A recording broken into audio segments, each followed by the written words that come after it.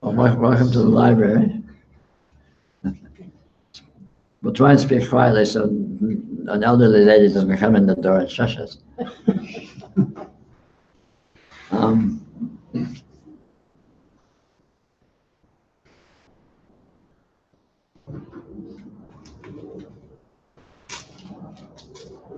What is right here, right now, is the entirety of what the spiritual quest is oriented towards.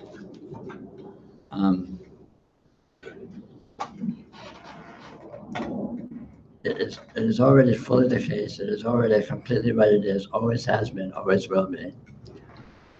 And it requires no perfecting, no purifying, no finding, no remembering.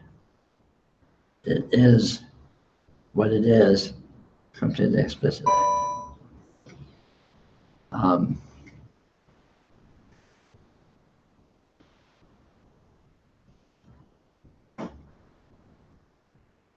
The only difficulty that can occur, to the extent any difficulty can occur, is not recognizing that this is the case.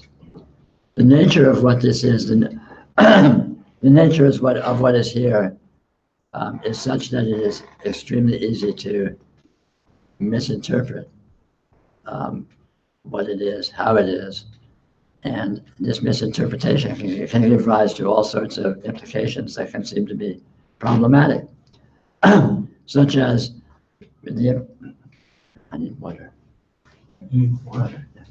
Such as the implication that you have a body, such as the implication that you have a past, such as the implication that there's cause and effect, such as the implication that you're vulnerable and are going to die.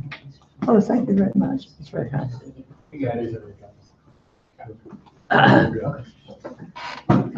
Restate that about the implications. We'll get to that later. I'll just talk. We'll talk later. We can discuss things.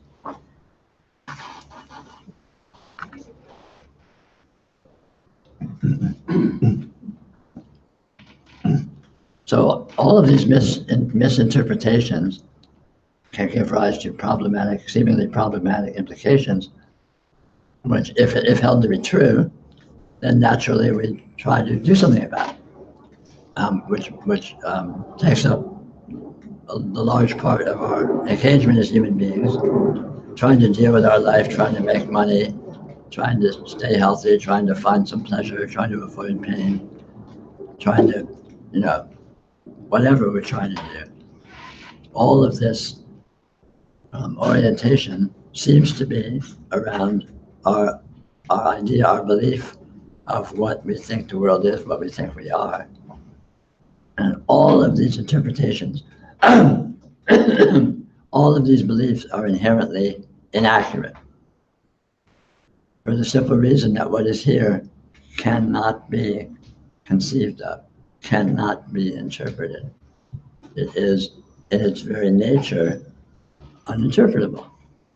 So therefore, all of our interpretations are approximations, generalizations, and because they're approximations and generalizations, they are not the thing itself. They deviate from the thing itself. They are different from the thing itself. So we're relating to what we think things are, and all of these thoughts about what things are not what the things are actually, and are not what the things are actually like. So in order to remedy this situation, it's a simple matter of noticing what your experience actually consists of, in distinction to what we usually interpret it as being and think it consists of. This is a relatively simple thing to do, except that the information or the suggestion to do so is not very common among the information soup or stew that we're all swimming in. Rarely is it suggested that, well, why don't you look at what experience actually is like, as opposed to what you think it's like. That information isn't out here. Even in spiritual circles, it tends to be, do this to achieve this, do this to achieve this, all of which are more interpretations, as opposed to why not look at the actuality that the interpretations claim to be of and see what it is and discover for yourself, do the research yourself to see the way this actually is, and then you'll be able to verify for yourself whether or not your interpretations are accurate. And as it happens, as I said, you will discover that they are not. And since the feeling tone of what we feel, who we feel we are, what we feel our life is, and so on, is very much oriented towards these interpretations. As one discovers that these interpretations are inaccurate and discovers what is actually here, this will tend to result in a rather large shift in what you feel you are, what you feel your life is, as it opens to the actuality that it is. Now this noticing, this discovery, is the essence of all true spirituality. Most of what poses to spirituality in the world these days is not, except accidentally or obliquely. Most of what poses to spirituality is more or less games that people play with themselves. And there may be interesting games, they may be well-intentioned games, but they don't result in necessarily in the actual discovery of what this is, which demands simply direct observation of actuality, what is here, what is actual, and noticing it outside the context of interpretation to notice what it actually is, the way it actually is. Now, this doesn't mean that interpretations need to be suppressed or denied, just held in abeyance slightly. Interpretations actually are hypotheses. Maybe this is a cell phone. Maybe I know what it does. Okay, fine. Now it runs opposed to, this is a cell phone, I know what it does, blank, closed case, end of story. My world is shut down and this poor thing is just a cell phone. So maybe this is a cell phone.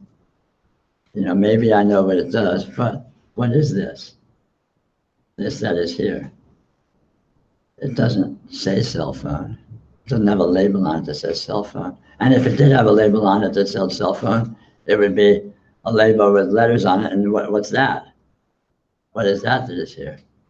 So what is this that is here? What is it?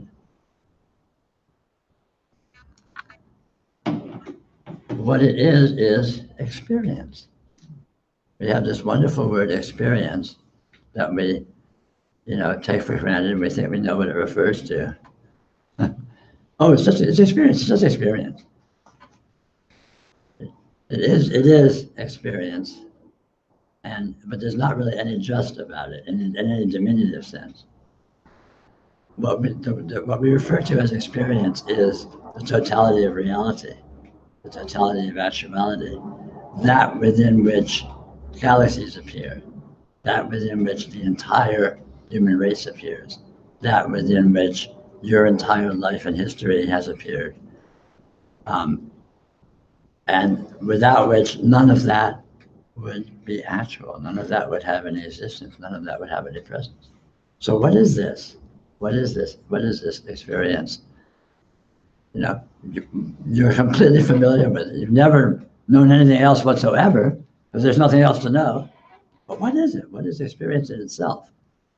We're not used to looking at that typically. Typically, we're dividing experience into, well, there's me here, and there's stuff out there, and people out there, and what's the interaction? What's going on? What's happening here? What is happening here? As opposed to just, what is this that is here?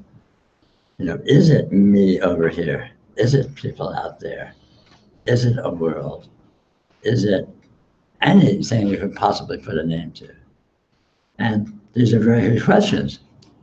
But as you look at this that is here, you'll discover very quickly that those questions will not have any clear answers, which is rather a peculiar finding, because rationally one might suppose, Well, you ask an intelligent question, you look at the data, you look at what's present, and you get an answer. Well, you do get an answer, but the answer isn't an answer that can be put into words. The answer is not an answer that can be clearly delineated. It's not an answer that has any boundaries to it. It's an open-ended implication of the actuality being exactly what it is, exactly the way it is, which turns out to be literally infinite. So it's very peculiar. Actuality, experience, is infinite. Now, all of our conceptions and all of our generalizations are finite. So a finite cannot capture the infinite, can't be done without omitting a certain amount. Like an infinite amount. And it's this omission, it's this baby that's thrown out with the bathwater that is the great discovery and the great revelation when one looks at what is here and discovers the vastness of actual experiential qualities that are present that are omitted from our descriptions of all of this. You know, you are always experiencing an inconceivable density of experiential qualities, only an infinitesimal, minuscule fragment of which are encompassed within your descriptions or your describability or your thoughts. Most of it is unthinkable. We don't have words for it. It's not things, it's not actions, it's just weird vibes, flavors, moods, what have you. Again, we don't have words, so you can't say what it is. But if you look at experience itself, you will discover this unfathomable, indefinable, but actual and experienced richness, this sea of richness that experience actually consists of. And you will discover that this sea of richness is not just an inert event somehow present. It's pregnant with profundity, with meaningfulness, with lusciousness, with all sorts of emotional richness, nourishing richness, meaningful richness. That is the very stuff of life. That, in fact, is what we find when we find the very best that we are looking for in life. When you find something truly enjoyable, truly beautiful, truly meaningful, what you're really finding is through the context that you're holding to be, the context that you're engaged in, you're noticing and dipping into and appreciating this fundamental underlying richness that permeates this actuality that is always present and is present independent of any particular context. So in other words, it's independent of a technique or a method of engagement. One doesn't need to be in a particular situation or engaged in a particular action or activity in order to notice, to engage, to fully be immersed in this inherent richness.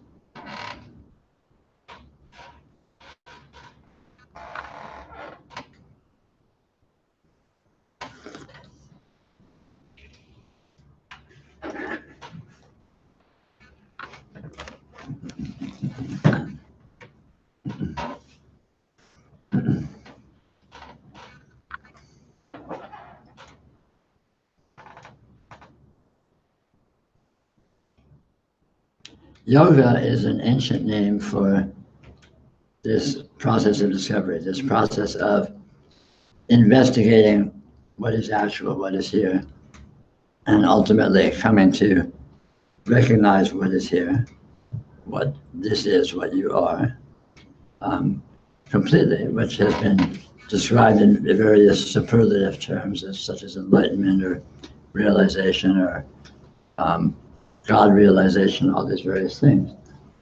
And these descriptions are true, they're accurate, but the implication of how superlative they are is a mistake, because the superlative quality of the realization of what this is already the case, has always been the case. And one's discovery of it is not the achieving of any new condition, is not the achieving of any new status or any grandeur. Rather, it's a settling into and an appreciation of the supreme superlative grandeur that this consists of.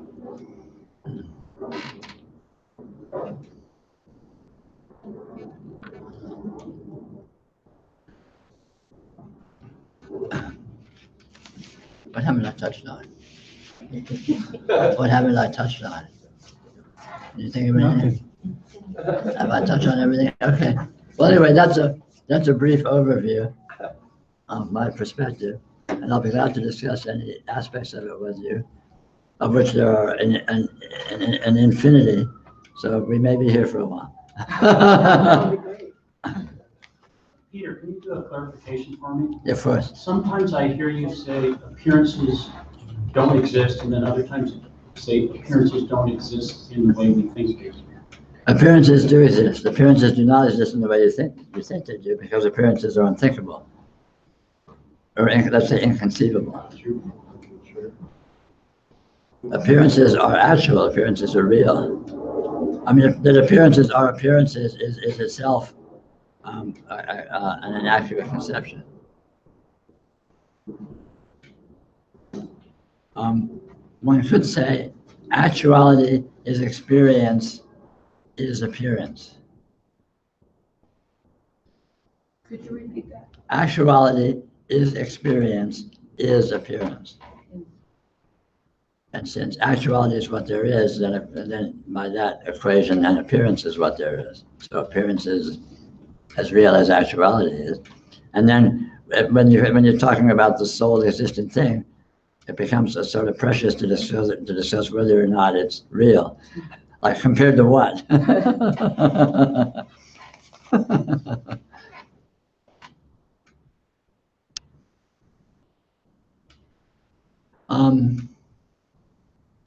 In terms of practical exploration, one of the, would you mind if we put this somewhere a little farther away? It's clicking. Oh. Yeah. One of the primary, or let me go even farther and say the primary aspect of this actuality that is potent in validating our inaccurate misconceptions is its unresolvability. Any and all experience is unresolvable. And what I mean by that is that if you look at any experience, I'm sorry, it has to go. That's really weird. Yeah, either way back by you, or it may be off. Let me know if it's. Thanks. That's all right. I'm sorry. What I mean by unresolvability is that any experience whatsoever does not cohere or converge into wholeness or into simplicity.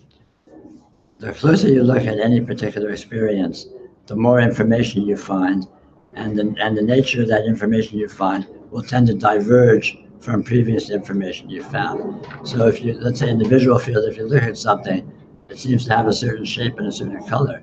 You look closely, and if it converged into simplicity, you'd expect the color to become more certain and more clear, and the shape to become more certain and more clear. Exactly the opposite happens. The closer you look, the more shades of color you discover that are all subtly different from each other. And the more, varieties of detail of shape you discover that are more subtly different from each other. You look closer at any portion of that, and you find the same phenomena. You look closer at any portion of that, and you find the same phenomena forever. You never can get to the bottom of what anything is by studying it. Now, a simplistic conception or logical analysis might suppose that the closer you study something, the more specifically you know what it is. But experience is very peculiar, and it is exactly the opposite. Things seem to be most coherent when you don't look at them too closely, which is exactly how we erect our generalization of interpretation. You know, we say, you know, this is a cup, and bang, so it's a cup, and without bothering, you know, it's a white cup with a black band holding tea. So, okay, let me look at any element of that. You know, it's white. If I look more closely at the white, well, I see a gradation of all sorts of shades of gray in there. You know, there's no way to qualify how much variety. I look very closely at any portion of it, and I find the same gradation. It's not like it hones into a more simple, coherent color. And I look, or black, you know, I look at the black, it's not black. So it's a cup. What's a cup?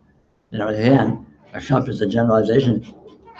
This is a cup. Is this a cup? It's holding liquid. Is this a cup? It's holding liquid.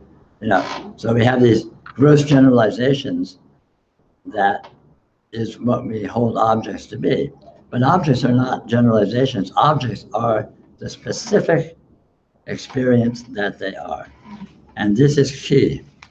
Experience is made of specifics, not generalizations.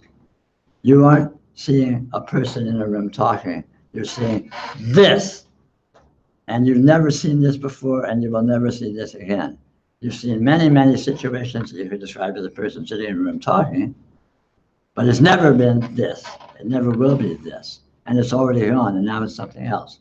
Because I shifted my body a 16th of an inch to the left, or the light has changed, or you're in a different mood, or your blood pressure is fluctuating, or God knows what. So experience is what you see, and again, I'm talking in terms of the visual field, just as a convenience of language, but this applies to any and all aspects of experience. What you see in experience is precisely, exactly, specifically what it is in the instant. You're seeing everything you're seeing right now exactly. You've never seen it before, you will never see it again. So, but we're in a room and it's a bunch of people and we're having a talk. So nice generalization. True enough, as far as it goes, but how far does it go? How far does those three generalizations capture the infinite detail of exactly what's being experienced by you right now? You know, it's a little bit of a mismatch in terms of quantity there and quality. So, and this principle of unresolvability. So anywhere you look within the experiential field at any supposed object, you're looking at a gradation of information that is bottomless, that is infinite, that has absolutely no end. And the closer you look, you will just find more and more and more information without ever getting to a final point of, now I know everything there is to know about this experience. It won't happen. And on top of that, it's always changing. Any experiential condition exists for an interval of 0 time, and then it changes. So, which means that it's kind of pretty much nothing but change. It has no actual stability of condition. Everything moves on. So what you're seeing right now is not what you were seeing a second ago, or a minute ago, or an hour ago, or a day ago, or a week ago.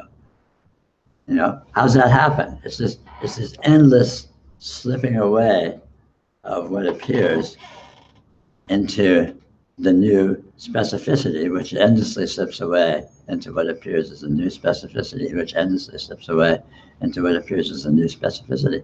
And all the specificity is completely unique in the instant, and then gone forever, never to return.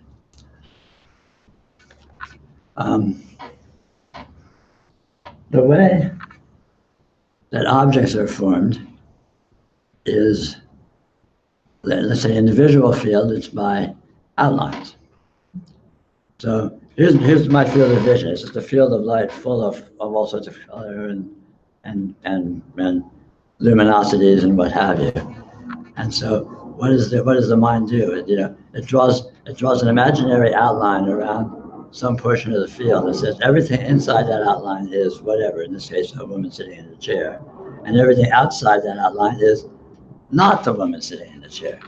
So I create a woman sitting in a chair out of something that is everything that is present. But it's done in imagination. There's no outline there. There's no outline. If I look at my visual field at something that's supposedly inside the outline, and then I look a tiny bit to the left at something that's supposedly the outline, outside the outline, all I'm seeing is light. I'm seeing light. Oh, but this light is different. It's her. And this light is not her. But it's only her and not her conceptually by a process of mental imagination, mental labeling. The actuality is an inclusive continuum. The visual field appears as a continuum. I close my eyes and the entire thing disappears. It doesn't disappear object at a time. The objects don't know they're objects. The mind is telling them that they're objects, for example. Anyway, this is just a few sorts of examples of what one can explore in looking at experience and looking at the way it actually is in distinction to the way we're used to thinking it is in terms of objects, actions, objectivity, subjectivity, so on and so forth. So we have, when you talk about perception of something, the direct sensory contact with some object out there, also we can look at it in terms of a physical form, or we can talk about our feelings about that. We can talk about, our memory of something, and have that experience in memory without actually contacting it. We can have sort of an imaginary, thing that we generate in our mind. That could also be an experience, right? So in other words, just for the point of analysis, I think we talk about like just seeing something, for example, we can also hear it or taste it. Yeah, of course, all experience. And it can all be happening, these can all be happening simultaneously. It does happen simultaneously. You could be drinking your tea while you're, thinking about something and seeing this group out here and all that. Of course. And feeling, Of course. feeling your seat, whatever. So all these things are happening simultaneously. And somehow or another, we're integrating all that into our... No. No. It is integrated. And it's not integrated as a whole. And none of those things are actually things. The sensory fields are an abstraction. Experience is an inclusive continuum. Experience does not have some boundary between vision and hearing. It's all just an unfathomable presence that the mind abstracts as, oh, this texture of experience I'm going to call vision, this texture of experience I'm going to call hearing, so on and so forth. So the events as you describe them are occurring, but that the events actually consist of that way of putting it is inaccurate. This is a conception. Yeah. So how about, for example, feelings, emotions? Sure. They seem to arise almost independently of, whatever's going on around us. Everything arises independently of everything. Everything just appears. What the emotions you're feeling right in this instant, where do they come from? Poof. The light you're seeing right in this instant, where do they come from? Poof. The sounds you're hearing, where do they come from? Poof. The thoughts that pop into your mind, where do they come from? Poof. In the instant, everything spontaneously appears. And only in the instant, and it's gone already as the instant becomes, the new instant, if instants were discrete, which of course is another conception. So that emotion is emotion. Emotion is actual. What we call emotion is actual, but that it is emotion is a concept, is a generalization, which upon examination cannot be verified. And everything occurs independently of everything else, or you could say synchronistically with everything else.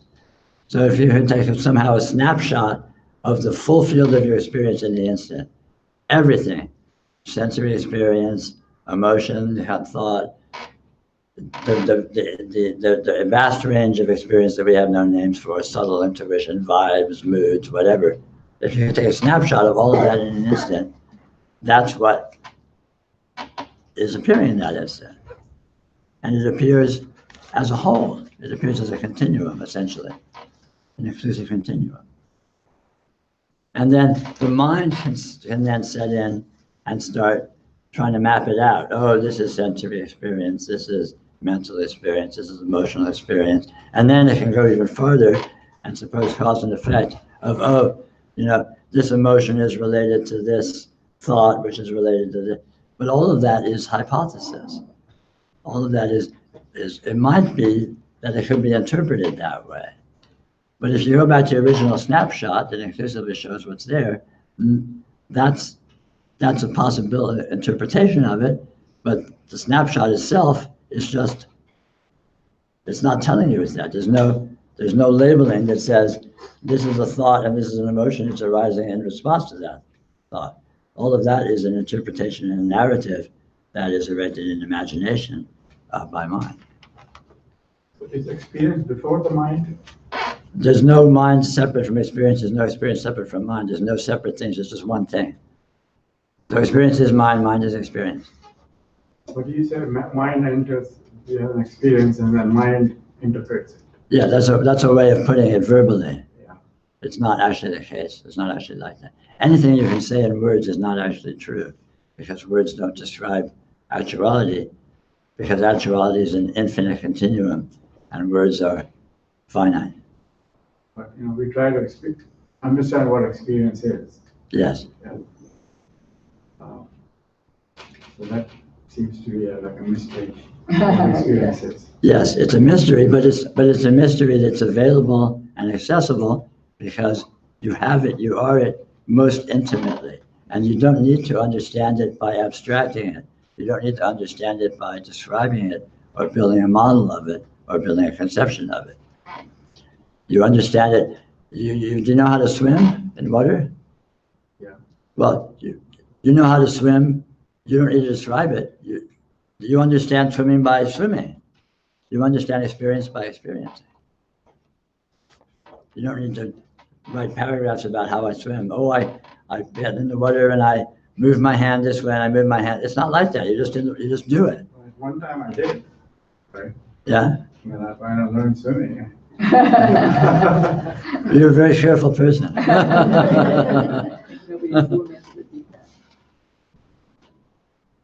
Experience seems to be all important, but it's like a hazy idea what it is. Yes, the idea will always be hazy because the idea can't capture it. But the idea doesn't need to capture it. You don't need to capture what you have. This is the experience right here. You don't need to capture it. You have it. The overlays create a lot of confusion. Yes, the overlays create all confusion.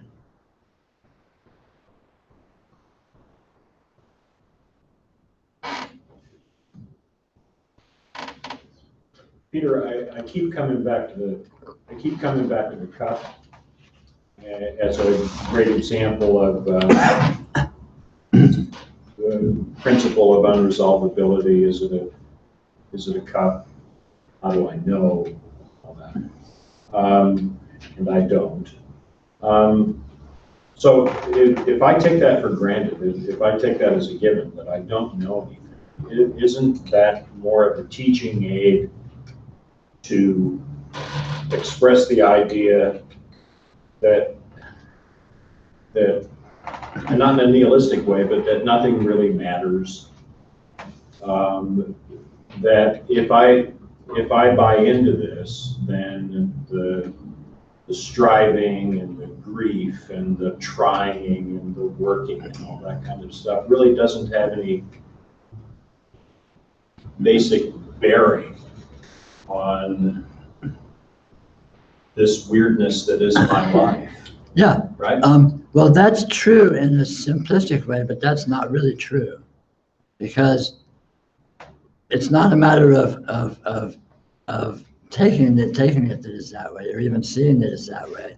It's a matter of the present certainty of the fact that it is that way, which does not abolish meaningfulness. It abolishes the meaningfulness that you thought was meaning. Right. It goes to the truth meaningfulness, which cannot be said to even be meaningfulness, and yet which is so far from nothing as to be absurd.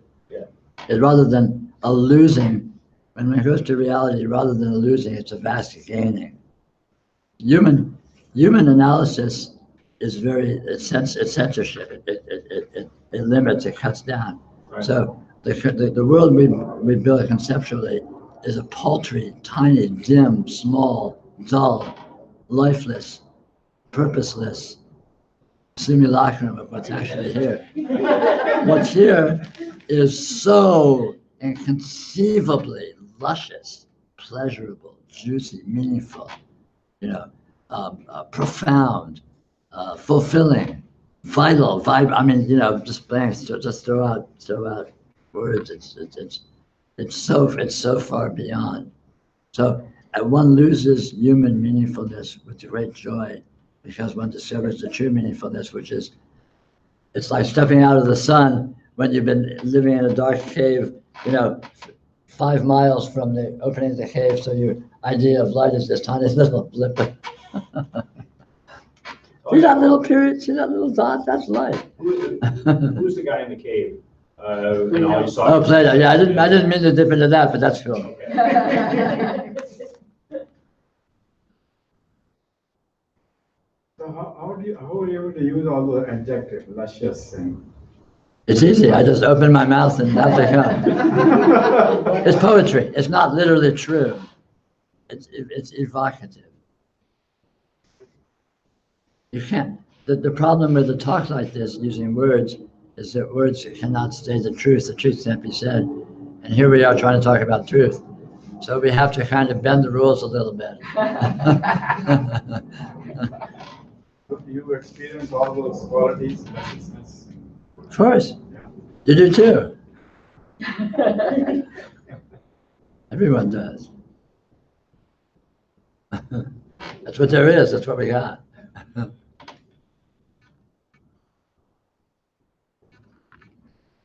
Peter, this question just came to me yesterday. I was wondering, let's say this is doing what it's doing Yeah, of course. right now.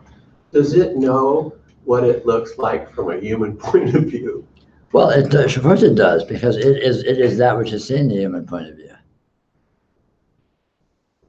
So it must. It is that which sees itself. It is that which is seen by itself. I mean, this could be very clumsily described as reality looking at itself. What's seeing your experience is reality, and what's being seen as your experience is reality. But is it aware of all the strange human interpretations of what this is, or misinterpretations? Of course. So It's saying it's as aware of it as you are. If you're aware of it, it's aware of it, you're it. Right. So basically, I mean, when I was thinking of it in terms of resonant modes, it's just sort of an infinity of light, let's call it, that all these crosses of modes makes these temporary modes that are here. Yeah. It's aware of all of those. Yes. Is it also aware that that's not true, that those things aren't true? That It's not that they're not true, it's that they are partial perspectives. Yeah. Reality is something which can be seen from an infinity of perspectives and appears different from each of them. Yeah, here he is. Come on in.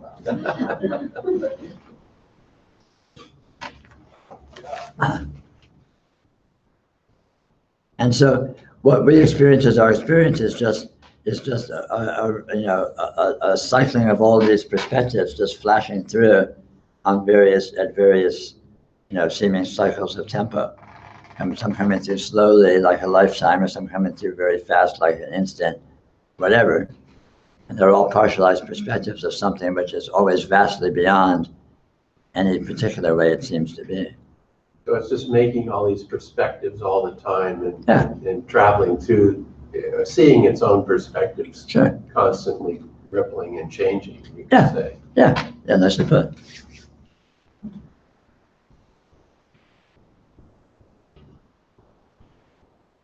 So being in manifested form Yes. is one able to actually feel all those perspectives at one moment. No, I mean, yes, but no, the question is, first of all, you're not in manifested form. Second of all, the perspectives that you're perceiving are the only perspectives that exist. There are no perspectives other. Nothing exists except what you perceive. So your experience is like a dream. You know, when you're in a room in a house in the dream, you don't need to worry about what's in the next room because there is no next room until you go into it and then it appears. But it still is an infinity of perspectives because even in an instant, what you're experiencing right now is not a simple single perspective. It's an infinity of perspectives, or it could be described in those terms. It can't be parsed out as actually being that because you can't count them and perspectives aren't discrete.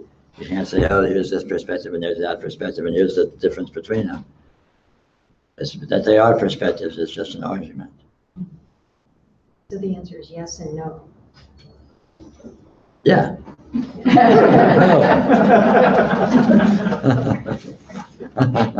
Somewhere in between. Yes, no, I don't know, maybe. No, no way. D, none of the above. Probably the answer is always D, none of the above, really. Yeah. That's probably the real answer. And all of you. Well, Well, Peter, when you say nothing exists other than what you perceive, I guess this is a real difference between what you're talking about and what you hear out in the spiritual world, that, no, there's this higher reality that we're not perceiving. We need to do something to get to. yeah. The thing is, you are perceiving the higher reality. You may just not be recognizing it. This is a higher reality. This is it, but it's just a matter of not noticing. Yeah. Realizing. Not appreciating it. It's probably a better way to put it. Because it is actually being experienced, so it is being noticed in that sense. It's not being appreciated as such. Because again, it's being defined out of existence. Through kind of a quasi-hypnosis.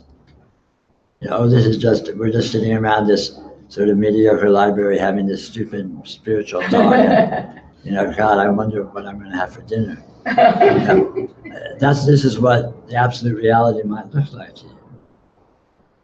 Or not.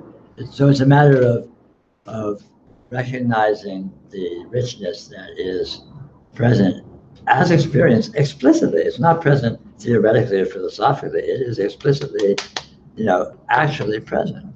Yeah, and it seems like the idea that there is this higher reality that I need to do something to get to. Yeah. That's paradoxically what keeps us from even seeing it, because Yeah. I think it's someplace else. Oh, sure, yeah. I mean, you're never going to see it because it's a concept.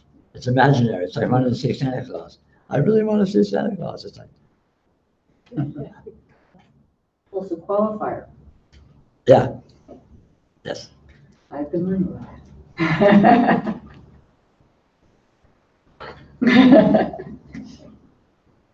I was raised in the same kind of spiritual ooby-gooby for decades. I'm sure we've all been there. Yeah, higher, not as high. But freedom.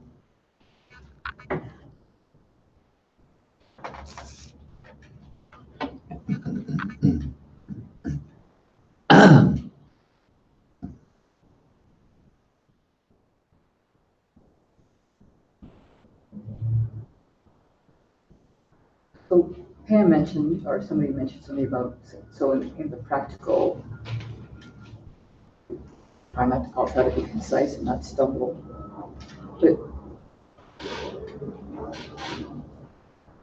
going about my day is just going about my day. There's none of this that, well, I'm already knowing my answer. There's none of this that needs to be remembered.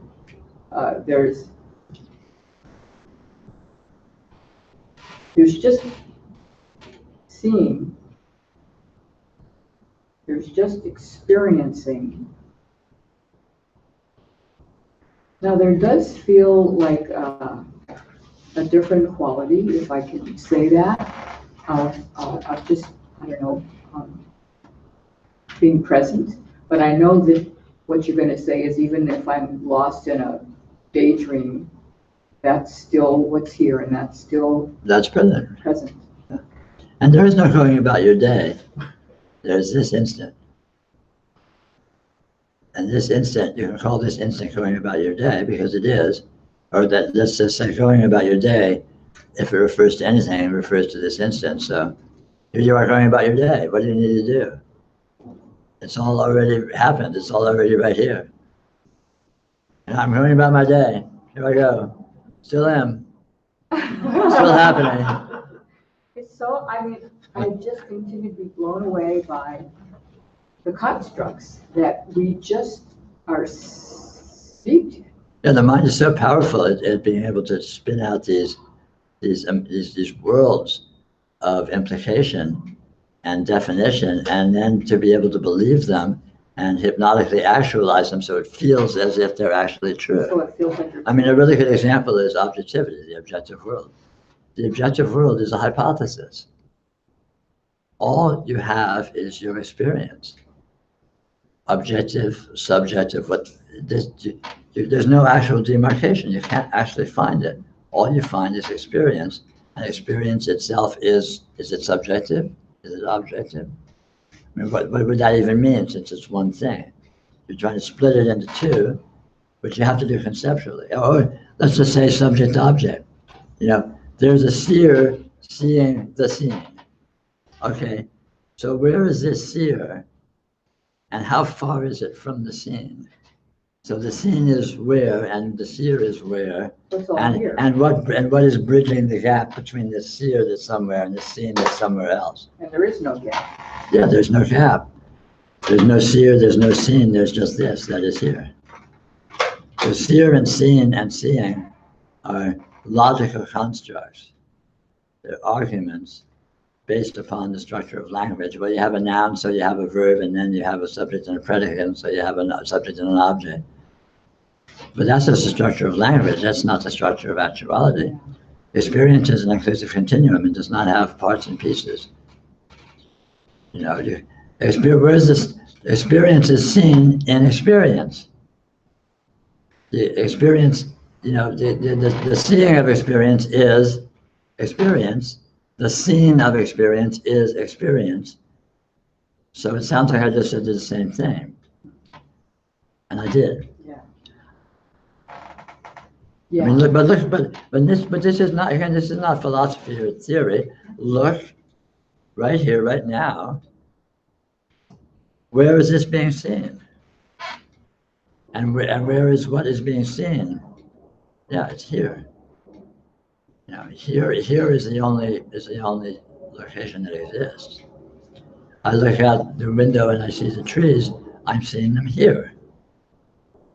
There is a word for here. You know, if I look up in the sky at night and I see a galaxy, where am I seeing? I'm seeing it here, in my experience, in this experiential field, which is here. Here is the experiential field. The experiential field is here. They're synonyms. The location is the experiential field. I think people would enjoy. I have a friend who teaches, works with parents with little toddlers who are just barely learning language, and all these different little kids, all they say is this or here. That's all they. Of course. It's just a beautiful thing to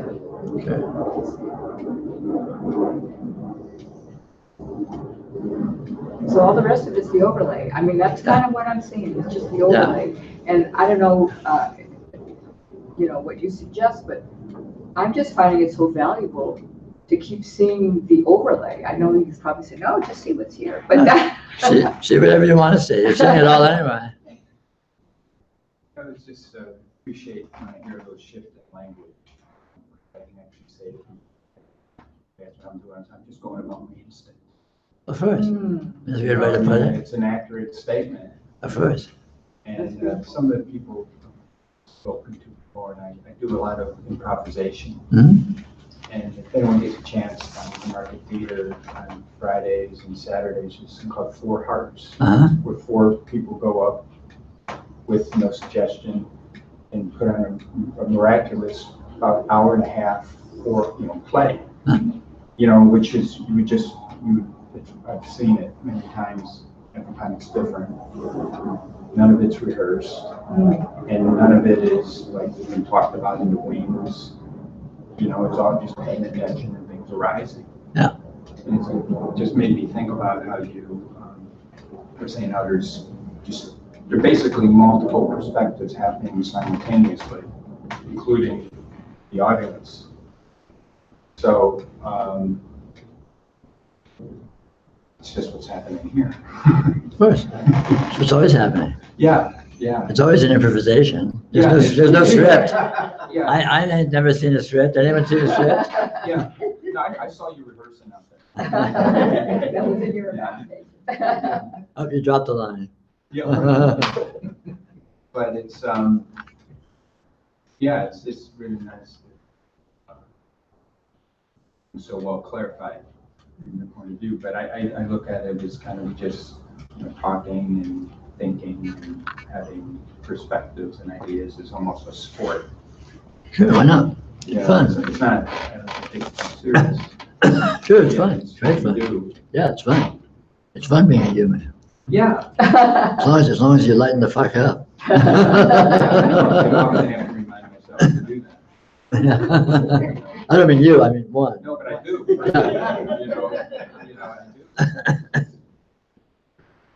Yeah. CTFO.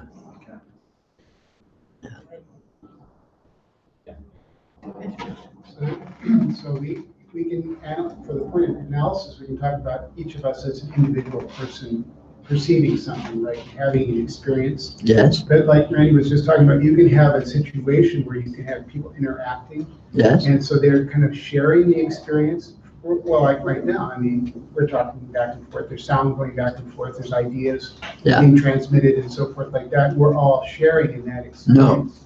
No. Okay, good. All that's happening, what you experience is only your experience. You experience me appearing, you experience me talking, you experience yourself interacting with me. You experience what you interpret as me interacting with you, but all of that's occurring within your experience. From your perspective, it's indistinguishable from a dream. You can't tell if it's all in your imagination or not. I'm not saying it is, but you can't possibly tell because there's no external verification. You can assume I actually exist and I'm not just a projection of your mind, but you can't know that. You can assume I'm actually here and I can assume you're actually here and we can assume we're having an actual discussion, but we can't verify that experientially because the only thing you have access to is your own experience. You can assume everyone is here and they're all autonomous beings and they're all experiencing too in the way that you are. And you can assume there's some kind of a sharing, but it's not an actual sharing because each person takes it the way they do uniquely. The notion that there's a commonality is just that. It's a fantasy, it's a notion because, the exchange we're having, I'm taking what I hear from you the way I take it, and you're taking what you hear from me the way you take it, and it's likely to certain that we each take it in a different way because we're different. Supposing we each exist, which is again a hypothesis.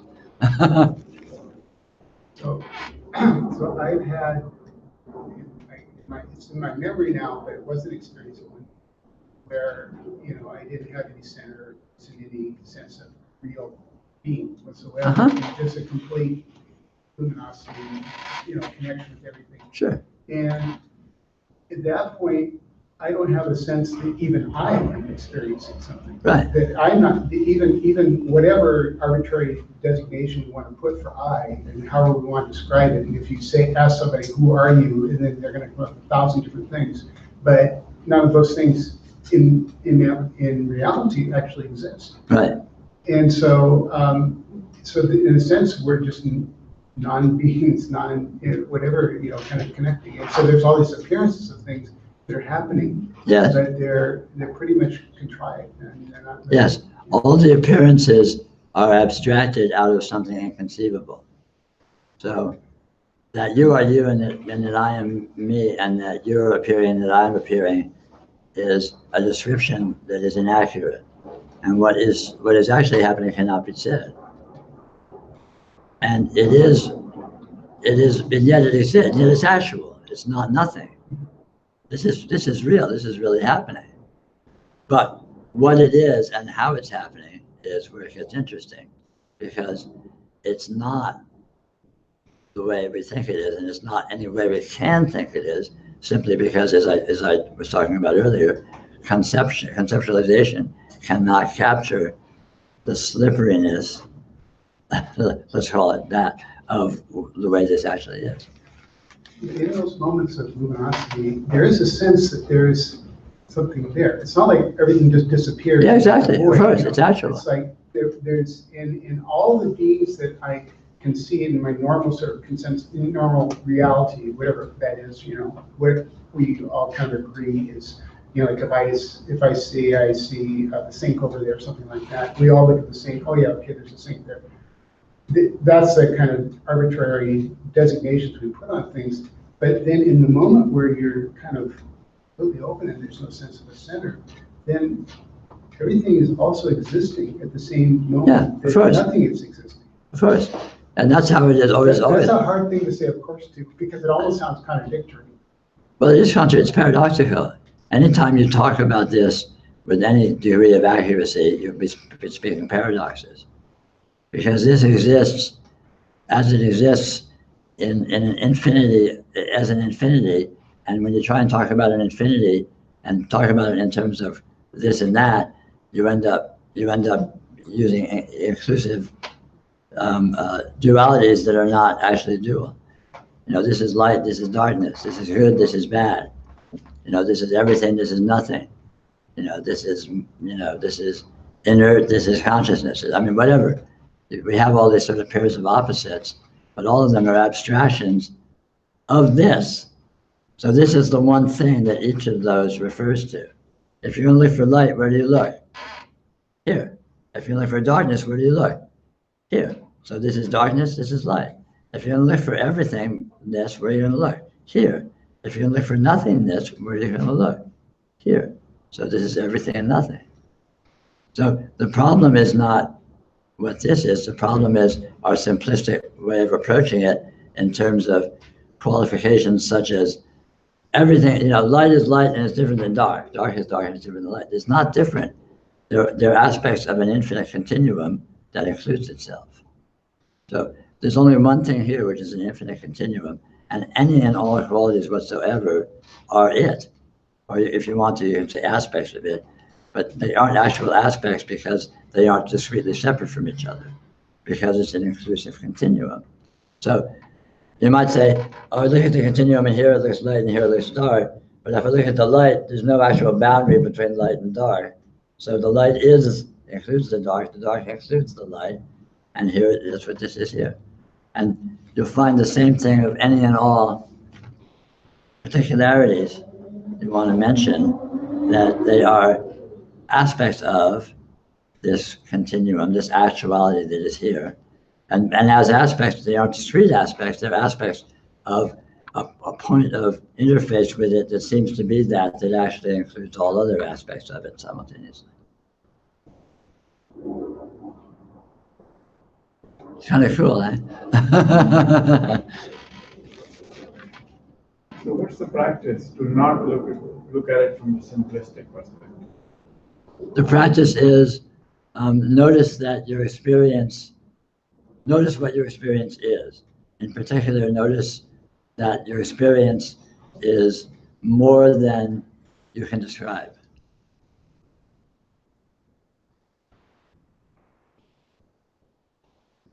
So I say, this is a black iPhone. So I say, okay, well, let me start with black. So I look at the black. Is it black?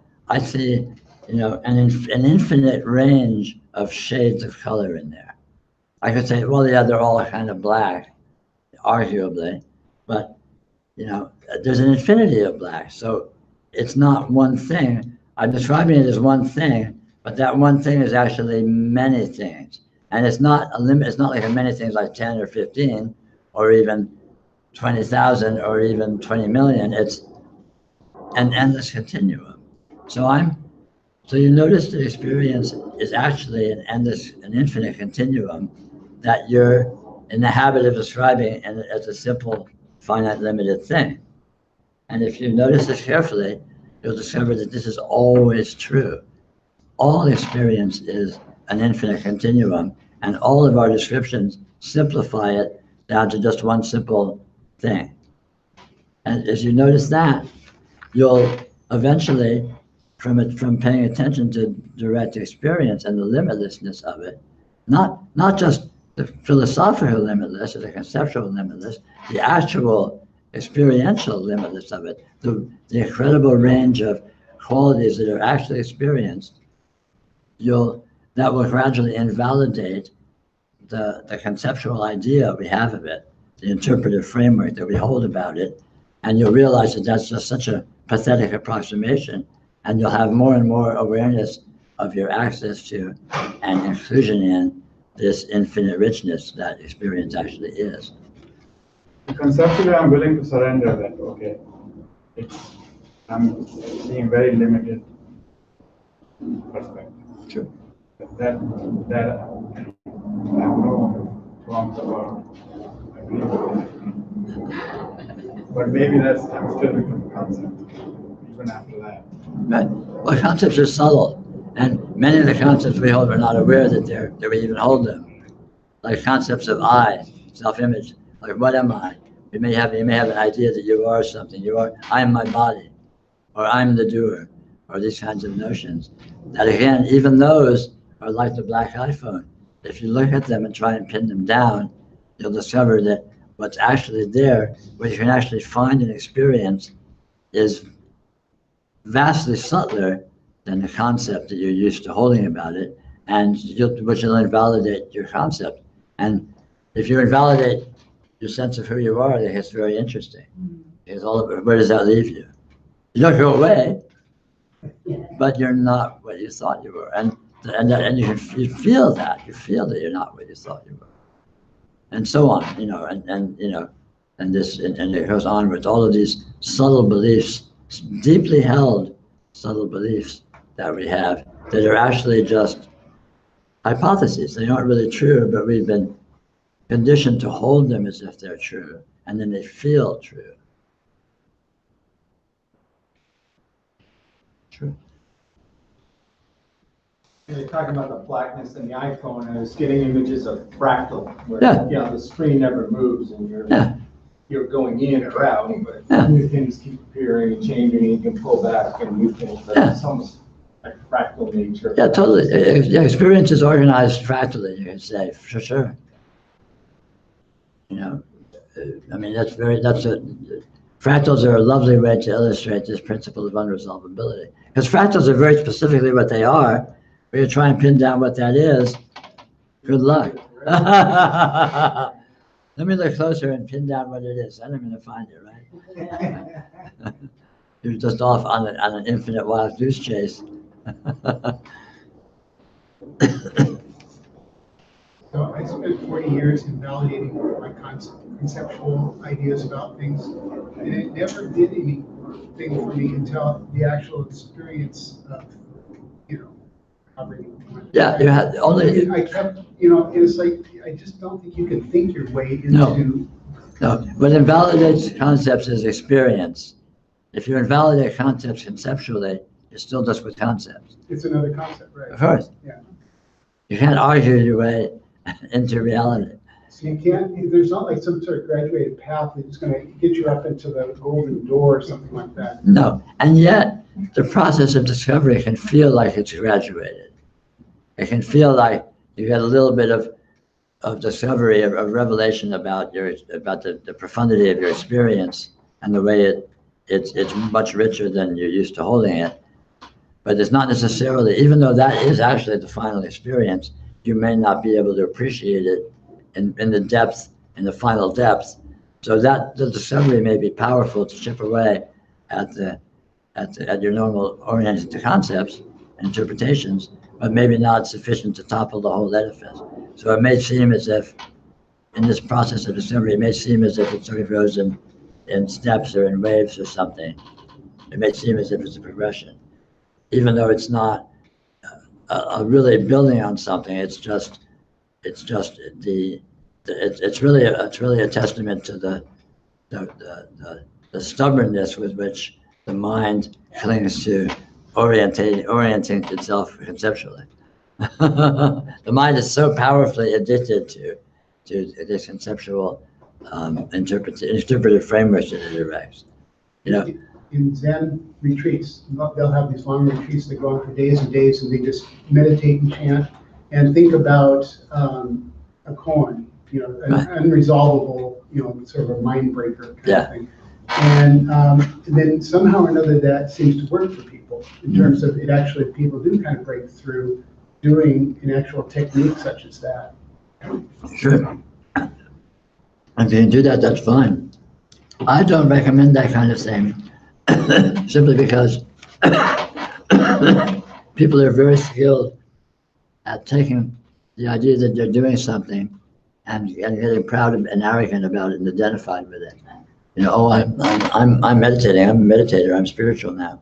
I mean, not maliciously or not deliberately, but the mind is insidious at the way it can latch onto anything and subvert it for its purposes of identification, which is why I prefer complete laissez-faire chaos, whatever's happening as the path into practice, because there's no structure there to seize onto. And yet all the elements are here. Actuality is right here. Naked reality is right here. All of the mind's devious misinterpretations are right here. The whole thing, the whole shooting match is right here. So all that is necessary is intelligence, and intelligence is also right here. So, we're home free without needing to do anything. Because as soon as the mind is so insidious and ego identification and so on is so insidious, as soon as you think you're doing something, then that's who you are. All of a sudden I'm a Zen student, as opposed to I'm just this guy sitting here. Or maybe not that, I don't know. So I prefer to sort of have absolutely minimal crutches and structures for Satan to seize upon. Satan in this case being a poetic reference to the mind's deviousness at orienting to interpretations. If this is it, and reality just is here full blown now. Doesn't it just give lie that if there's anything to build on anyway? I mean, what there's no behind or ahead. There's no. Okay. Damn. Right. Check.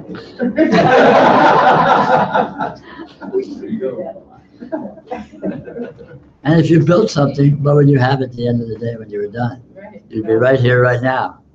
Yeah. Which is all it ever. Yeah.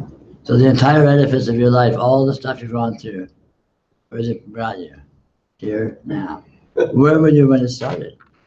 Well, You were here, even say now. there was any of that in any case. Right, but let's assume there was. Okay. Okay. Let's assume you're, X years old and you've done a shitload of stuff. At one point you were a 1-year-old, and at that, I'd say the birthday, exactly 9 a.m. of the birthday of your first, of your first birthday. You were, where were you? You were here, and it was now. And you've done all this stuff, and where's it gotten you? Here, now. And it's not a different here and it's not a different now. You haven't gained shit. No, I mean, I can feel that is, I feel that, the truth of that. Yeah. But it's not a different It's not. at all. No. Here it doesn't change. Here is always here. Where are you? I'm here. That's always a true statement, and it's always the same here. And when is it now? And it's always the same now. Always looks different, seemingly. But since it's infinite and unresolvable, you can't pin down exactly how it looks. How can you even know that? I mean, it's just weirder than weird. It really is. It really is. It really is. It really is. Yeah, okay, but tomorrow. Yeah, okay, all right.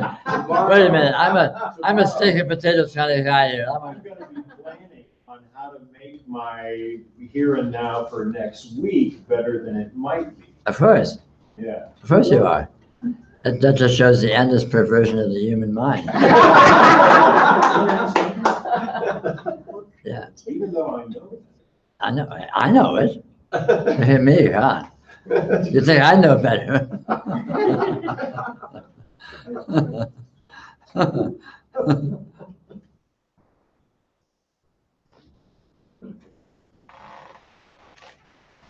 Peter, you said that you prefer the question, what am I?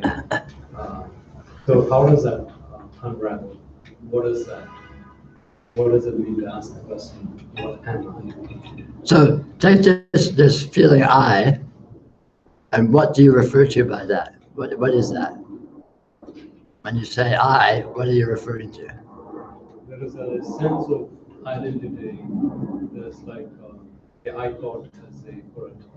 So there's something that kind of centers me, and then it's probably right behind my eyeballs. I mean, it's where I kind of. Yeah, I don't mean to answer the question. I mean to look and see what that refers to.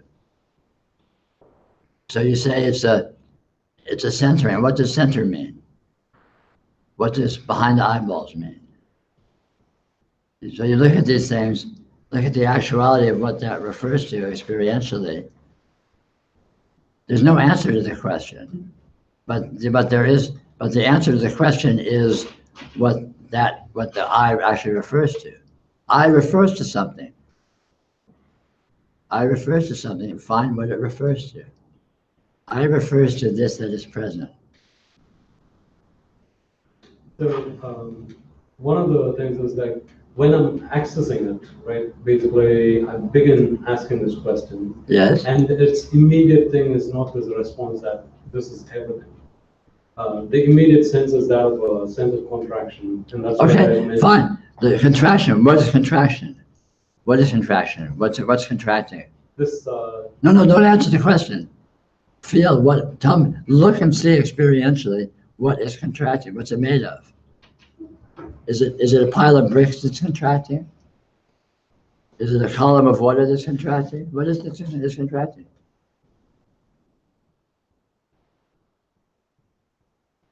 What's the substance of it that is contracting? What is a contraction? Where is it? How is it contracting? Are there cables attached to something that's somehow pulling it in, making it? So you look at the experiential actuality that is. So it seems like it's dividing subject and object, and right.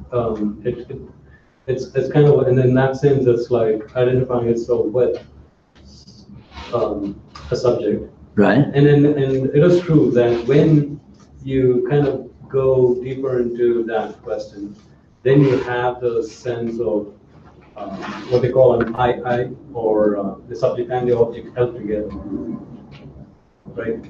So that's how I heard it being put, as in sure. I as opposed to the I of the subject and the object may perceive to be the same. Yeah. As opposed to the I. But my common ground right now, I sense the I, so to say. But then, in a sense, the totality of it. But then, my more predominant mode of experience is just I, and separate of. Oh, no, that's why it doesn't matter. It's not a matter of extinguishing one and join to the other. They coexist. A personal identification can exist as a perspective within absolute unidentification. And we know this, it does exist because you've always been in a field of inclusive, undefinable infinity, and yet you've been able to feel like you're a separate individual. So they obviously coexist. But I forget that and become reactive.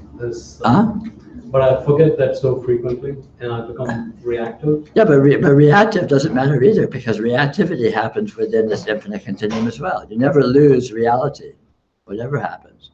You can be completely neurotic and identified and reactive and confused, and all of that is just a manifestation and expression of this transcendental nature.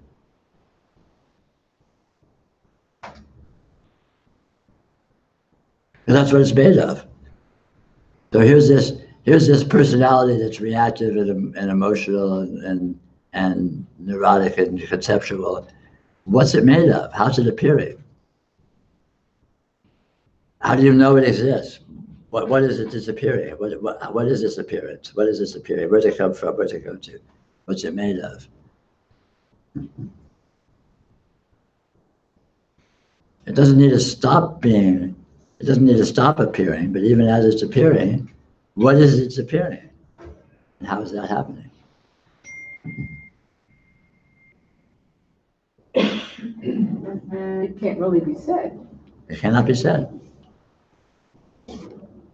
Because then it turns into another concept. Sure.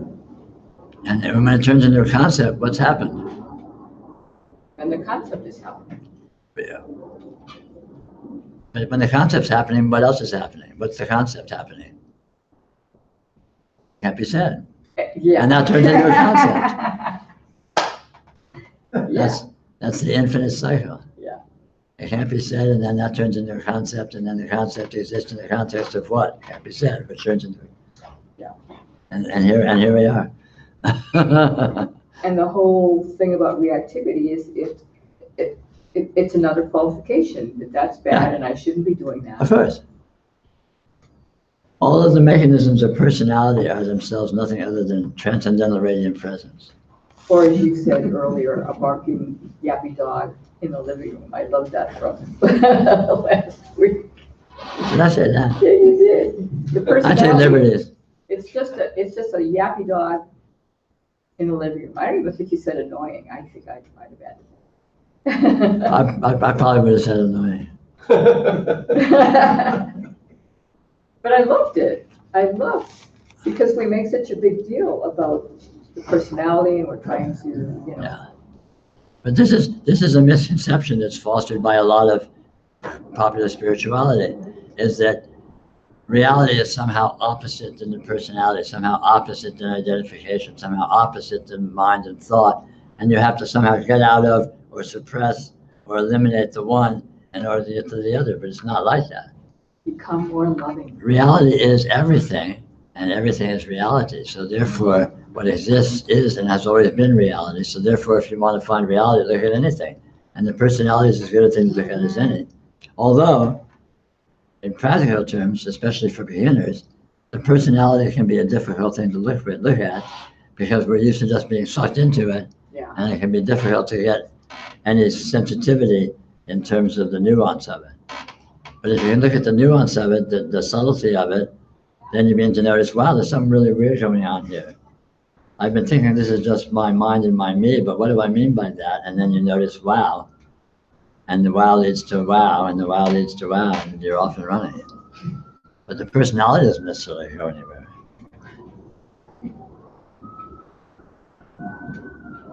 Why don't we have a 5-minute break? Get up and stretch, whatever, go to the bathroom, and we can resume then. Do you know, Peter, do you know where the bathroom is? Right around the corner. That's easy. There's one there, and then there's one down the hall, too.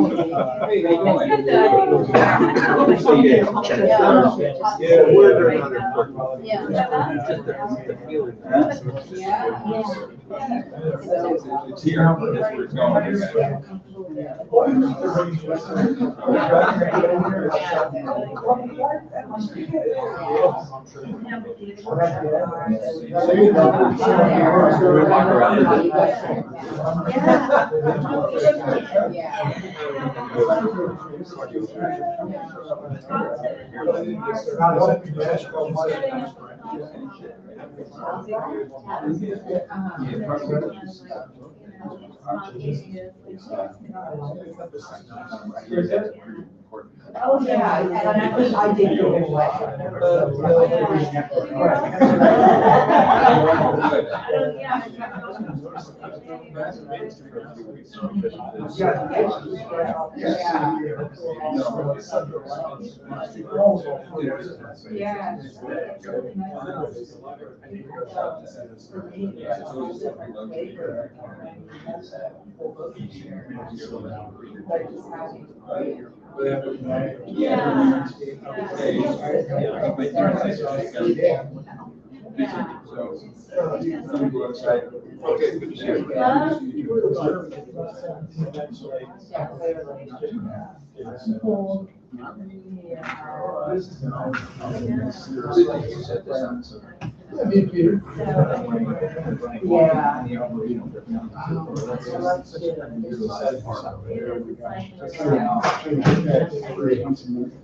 It's a totally different experience every time. This is a really cool thing right now.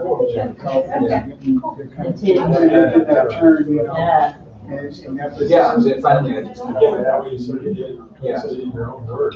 Yeah. I like, get my notes.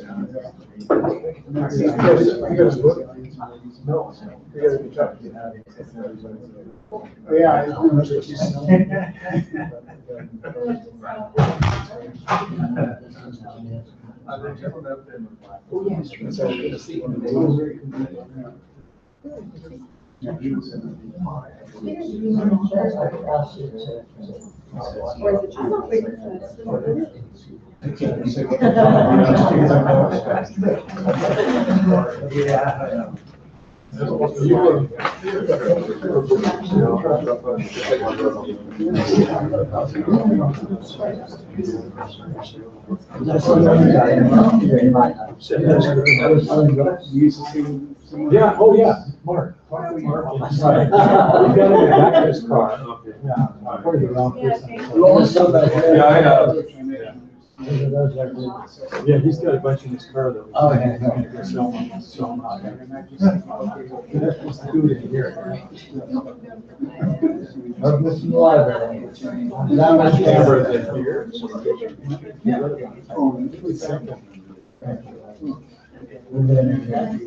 really, what are you gonna do? Other than that,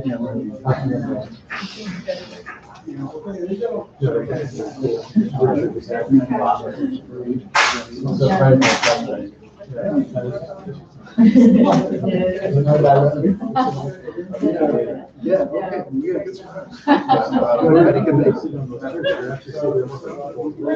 Oh, yeah.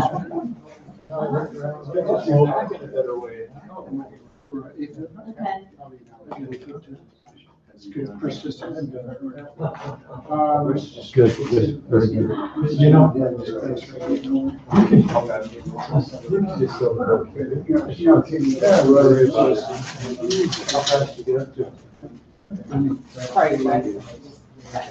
Oh, no, it's not really that. Oh, wheat.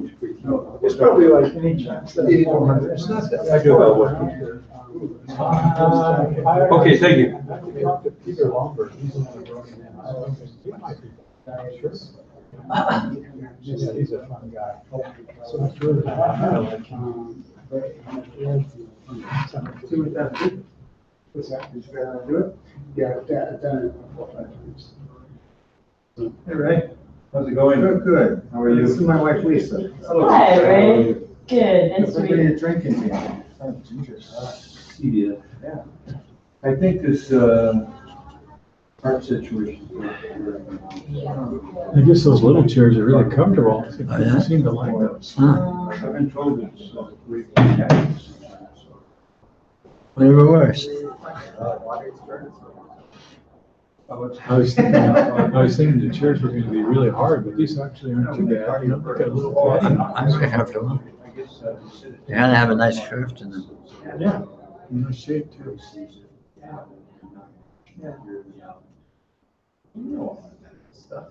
Well, we didn't get into heart. Okay. This, I went to a neurologist. Oh, yeah, what did you say? I finally, what happened is I got in there last morning and he said, he did the BP himself. Your face is so pink. If it were white, I'd call the ambulance, but I want you to go to the ER now. My pulse is really funny. I said, well, my cardiologist is next door. Why don't you just go there? As I was leaving, I said, there's really not much you can do about this.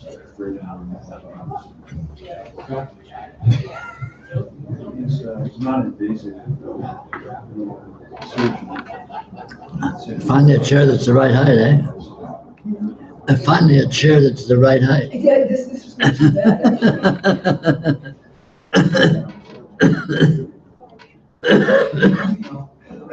It's great to hear that.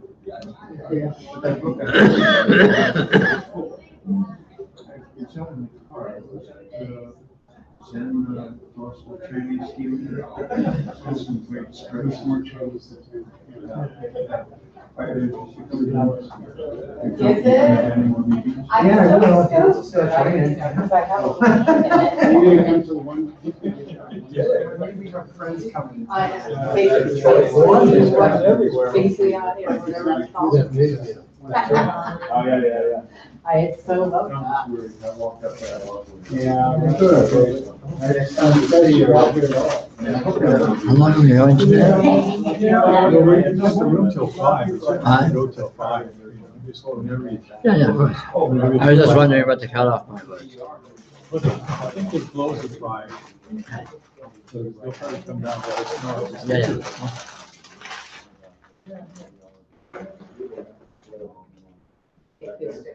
Yeah, it's probably, we should probably cut it off at 4:30.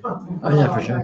You're gonna want to put the room together. We gotta put the chairs back. Yeah, of course.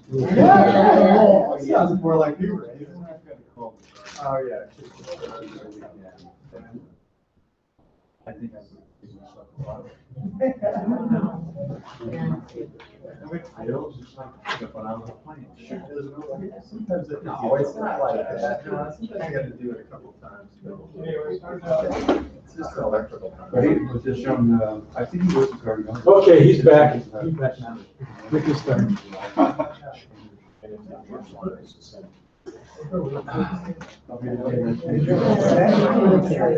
It is bright. Very bright.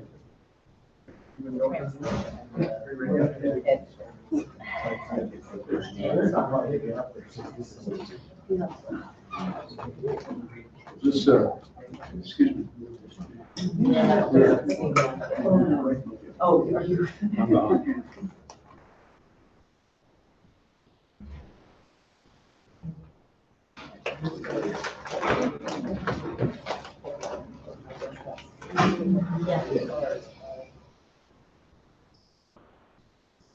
Did you make an Xfinity this morning? No, I didn't. I would have been glad to. Xfinity. Exponential. Satish, do you like eggs Benedict? Well, I love it. Well, we'll invite you over when we do. Yeah, I always used to love them too. Oh. And then I found out how, then I made them. Then I found out how many calories. Oh my Bad God. stuff is in it. It's very unhealthy, but if you don't have it too often, it's okay. The body is flexible. I used to have every weekend. Oh. You'll put on weight. So make it a brunch so that I can come, because I don't get up early. Well, we'll do that. We'll have an Eggs Benedict party. I'll see if I can arrange that with my hosts. Right. All right, And we'll chip in for the. let's resume.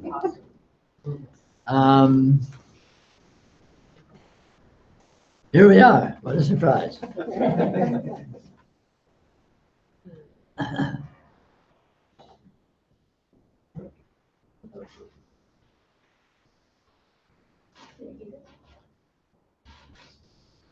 We were discussing before, it seems that all the questions become concepts, or answers Yes. to questions become concepts. Yes. Is that to say, stop asking questions? No, it's to say that ask the questions until you see that for yourself and you see what the questions actually refer to. So if you ask a question about something, you're asking what you think it's about. But look and see what it's really about, and then you'll see that the way you're thinking, what you think it's about is too simple, too small. In other words, the whole point of discussion is to see that experience cannot be captured in discussion, and yet it's always right here. You said it's not nothing. So if we take the example of this. Yes, that's not the only example, but yeah. Yeah, so. Just for example, let's take, what is this? So this. Yes. It's not to say that this is nothing. It appears to be something. If I try to say there's these people, that's a conceptualization. What I realize is this is simply my experiential field. I don't know about the simply, but okay. Well, you know. Right, I've heard.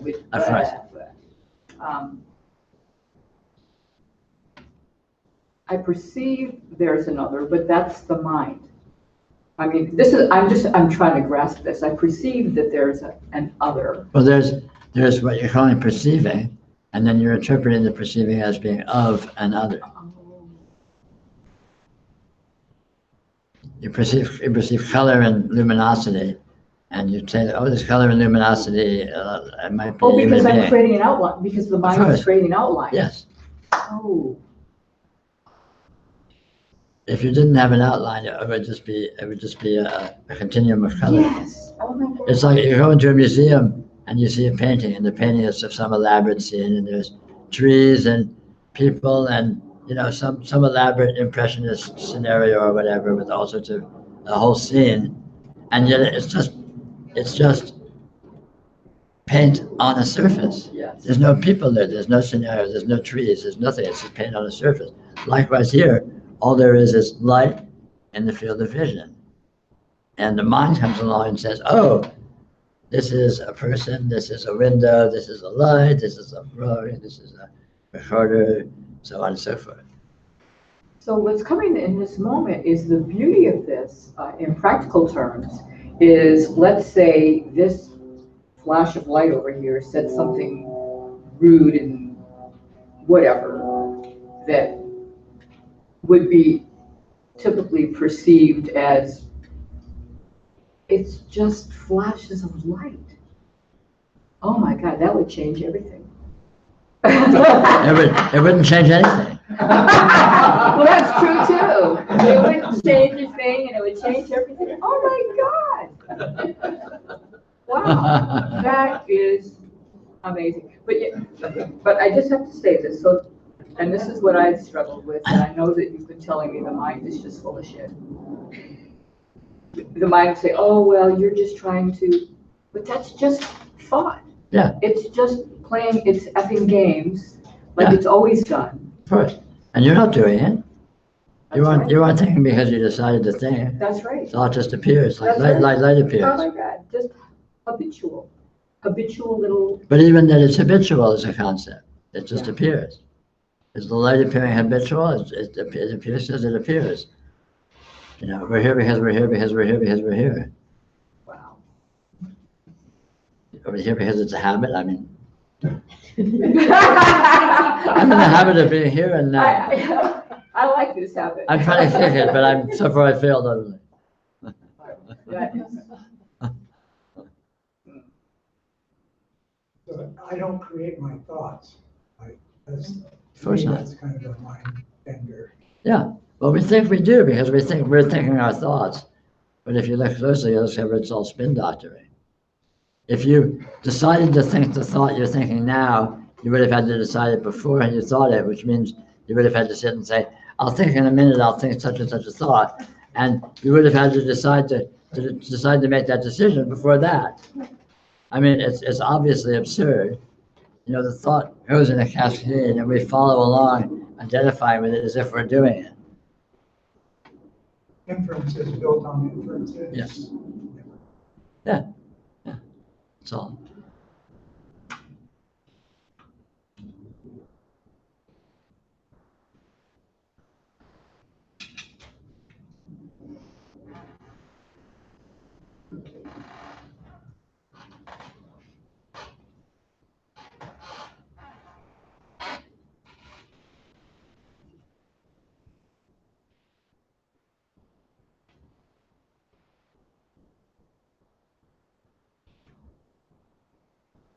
And it's so interesting. It's the same. So, earlier Nancy brought up the word love. Yeah. And the idea, and there's all kinds of, religions and so forth that are sort of based around the theory that love permeates the universe, and it almost, in a sense, energizes the universe. Anything to say about that? Sure. What does this word love refer to? Love refers to the absolute inclusive.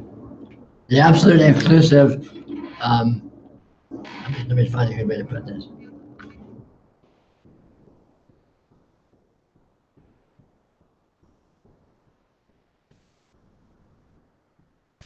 The absolute inclusive, intelligent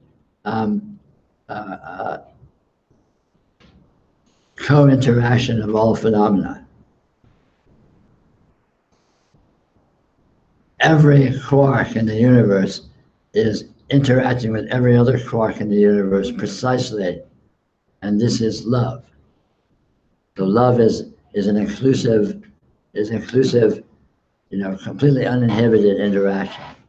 As you're in this room, you are aware of everyone else in this room, and you're interacting with everyone else in this room simply by your presence and your experience of their presence and their experience of your presence. Is a profound interaction. And when I say interaction, doesn't necessarily mean that they actually exist. It means that the phenomena exist synchronistically, you could say responsively with each other. Now we experience, in human terms, we use this word love in all different sorts of ways. There's romantic love where, one being is in a harmonious interaction and an inclusive interaction with another being. There's a sort of an altruistic love of, loving one's fellow man or something, which again is essentially the same thing. It's an inclusive interaction, uninhibited interaction with other beings, and so on and so forth. So the principle of love is essentially this principle of inclusion, regardless of the details of manifestation. So you're here, and there's squirrels out in the trees, and in your coexistence, that is love, because it's harmonious. They're being squirrels, you're being you, and you're being you fits in with their being squirrels perfectly, according to the structure of reality. Wow.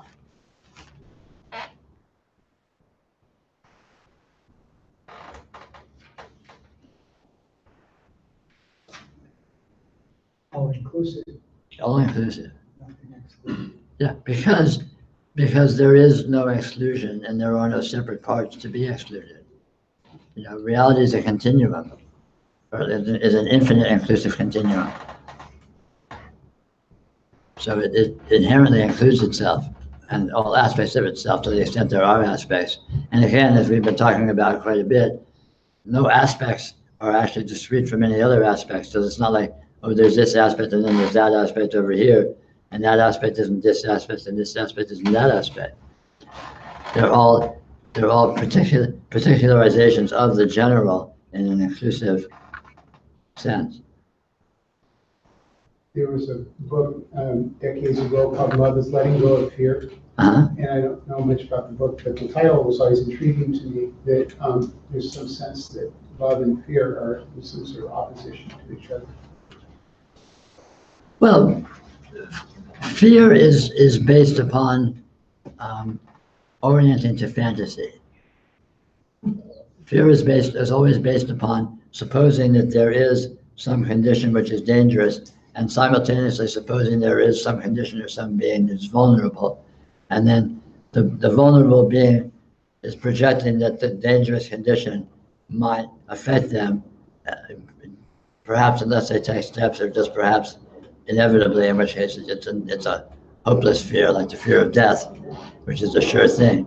But like in the case of fear of death, if you're afraid of death, you're not afraid of death, you're afraid of your fantasy of death. You can't know what death is. No one knows. No one living knows what death is. You know, one day we'll all know what it is, but there's only one time you're gonna know what death is. Until then, it's just a concept. It's like sex. You know, when you're a virgin, you don't know what sex is. You can't know. You have all sorts of fantasies and wonderful projections, but you know, you lose your virginity, and it's like, oh, now I know. You know, then it becomes a reality. Until then, it's just a fantasy, and you may fear it or you may hope for it. But what you're fearing and hoping for is not sex itself, but your fantasy of it. And likewise in the case of death, for example. So fear is always a reaction to a fantasy. And the inclusive actuality that is love is not a fantasy, and essentially has no room for fantasy. Although, you know, if you want to get more subtle, fantasy itself is a phenomena that occurs in harmonious inclusion with all other phenomena. But fantasy itself isn't actually fantasy. Fantasy itself is an energetic presence in consciousness. But anyway, that's getting a little far afield from what we started with.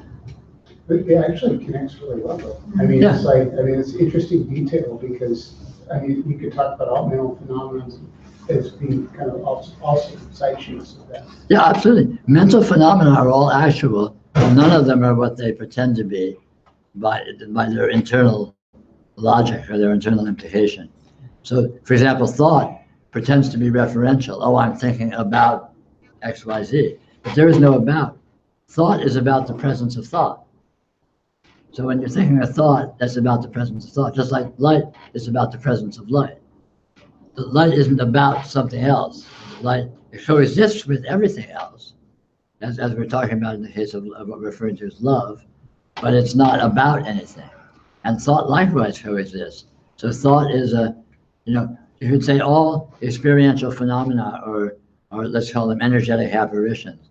And all energetic apparitions are about nothing other than their own apparition, which is an aspect of the totality of apparition, and they're all profoundly meaningful and pregnant with information and intelligence, simply because what this is meaningfulness and intelligence. So naturally, its manifestations embody that.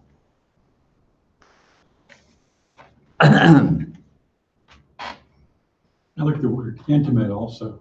Yeah. It's intimate with itself. Yeah, intimate, absolute. Intimacy is absolute. There is no such thing as non-intimacy. There is no distance, there is no separation whatsoever.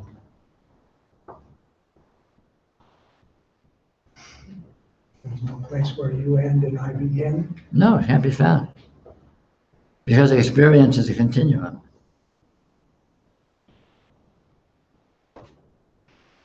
Or a place where a subject ends and object begins. You know, subject and object are two words for one thing, this continuum that conceptually is divided into subject and object. But if you're looking for the subject and try to find where it stops being subject and starts being object in the field, you won't find it. All you find is this inclusive continuum. So maybe when you're looking at something, looking into it, it seems like one of the first things that comes up is this feeling of intimacy or this. Of course, it's absolutely intimate, so that's there. But you don't expect it's not necessarily well, maybe it is. If you don't expect it, you don't expect it. Intimacy, meaningfulness, intelligence, all these things can come up, and the order in which they seem to come up is more due to your particular nature than it itself. Yeah. So you were saying earlier, visually, which is perception, and then there's boundaries that my mind is putting in order to separate things. Sure. You know, with light. So then within this more internal experience happening, there's these thoughts arising. Right. But in the same sense, are there exactly the same boundaries being put around those? Yes, exactly the same. There's no thoughts, there's just the stream of thought. Just the boundaries. And the thoughts turn into thoughts by the same mechanism that objects turn into objects in the visual field, by imagining boundaries and then separating out what seems to be between outside the boundaries. So there's an example, we separate our senses. Same thing. There's the light, you know, that we're saying is this. There's this vibration of sound, which is a different separation. And you say they're all one continuum. So essentially, are the thoughts energetically made of the same thing that my vision is made of? Yes. It's just a denser version of it? Yes, everything is made of one thing that I call radiance for convenience, although that's a made-up term, so you can call it anything you want. You can call it chicken salad. Now, what difference does it make? but if you look again, as you observe very, very, very precisely, if you look at what the senses are arbitrarily and conceptually divided, you can't find. The senses don't actually have a geometry or a geography. They don't have a spatial extension. They coexist as aspects of a continuum, and ultimately, if you look very closely, you can't find any edges. The continuum of the field of hearing, let's call it, doesn't have a boundary where it stops. And yet, it seems kind of like it does. Hearing is clearly hearing, and it's easily distinguishable from vision. But again, if you look more closely, it's weird, it's slippery. I sort of think of it more or less like for example, the rainbow, the spectrum of color, where red and orange are clearly demarcated, but if you look closely, you can't find a place where red stops and orange begins. So you would say that also, as you were speaking to this gentleman about regressing at where's the I, that's kind of the same thing too. I might have a boundary around this idea of I, but the boundary isn't there, so it's really precisely. the same thing as thoughts. Precisely. Yeah, exactly so. And where does that leave you? Yeah. In the Hindu tradition, they kind of call upon this thing as there's this idol Ganesh, and then people do an offering. Yes. And so they find that, okay, I can't find stuff to offer. So the idol is generally made of some sweet stuff. So they just take a little bit of that and offer it. That's very appropriate. So it's like kind of making a map out of a territory. Yeah. And it's very appropriate. Let me make an offering to reality. What shall I offer? I can't find anything outside of reality, so here I'll offer it some sugar. I'm offering some reality to reality.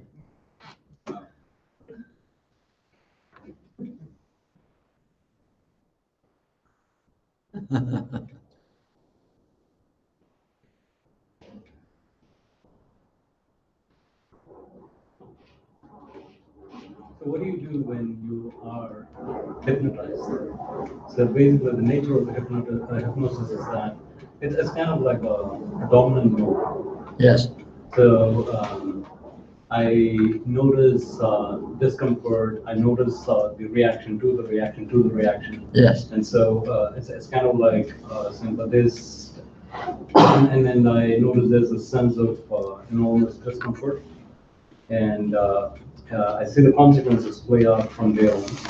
Now, that doesn't, and there's also this memory of, hey, it's all happening here. But then that that memory doesn't actually actualize itself in the moment. Right.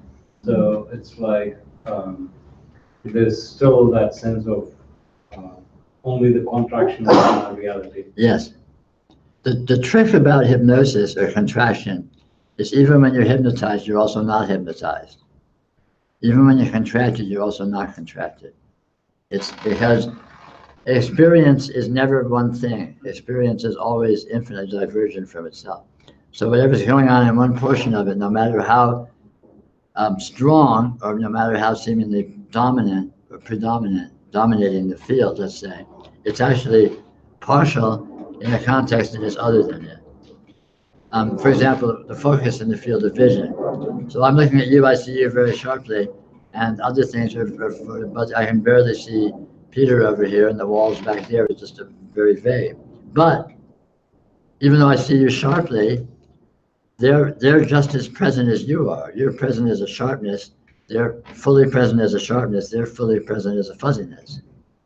Likewise, when there's a hypnosis, or being caught up in the contraction, you're fully caught up in the contraction here, but that's happening in a context that is other than that is actually equally present, even if you're not attending to it.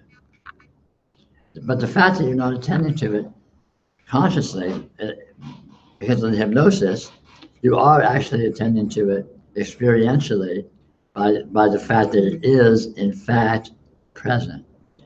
So it's a matter of noticing the difference between conscious attention and experiential attention or experiential engagement. Experiential engagement is what you really are, whereas the conscious attention is like a partialization within that and is not of particular importance. For spiritual purposes, the importance is the experiential engagement, which attends equally to the entirety of experience. So in other words, the fact that you perceive something you're not paying attention to is done by the experiential attention. And what you're paying attention to is done by your conscious attention. And it's the conscious attention that gets hypnotized, but the experiential attention does not. Now, in one sense, yoga is the process of shifting your identity from the conscious attention to experiential attention, and discovering that your true attention, your true nature, is the experiential attention, that which is experiencing everything, regardless of its seeming predominance to the conscious attention. And again, this is affected through the simple process of noticing outside the context of interpretation, which is also noticing outside the context of your habitual or conscious attention. And oftentimes this kind of comes up in the context of deliberate. I'm sorry, of what? It comes up, all this reaction right. And stuff. It surfaces in the context of deliberate thinking. Yeah, deliberate thinking, yes. So basically what happens is, we don't have so much of the freedom of a dialogue as opposed to like we need to concretely, we are agreeing to hypnotize each other yes. to achieve a right.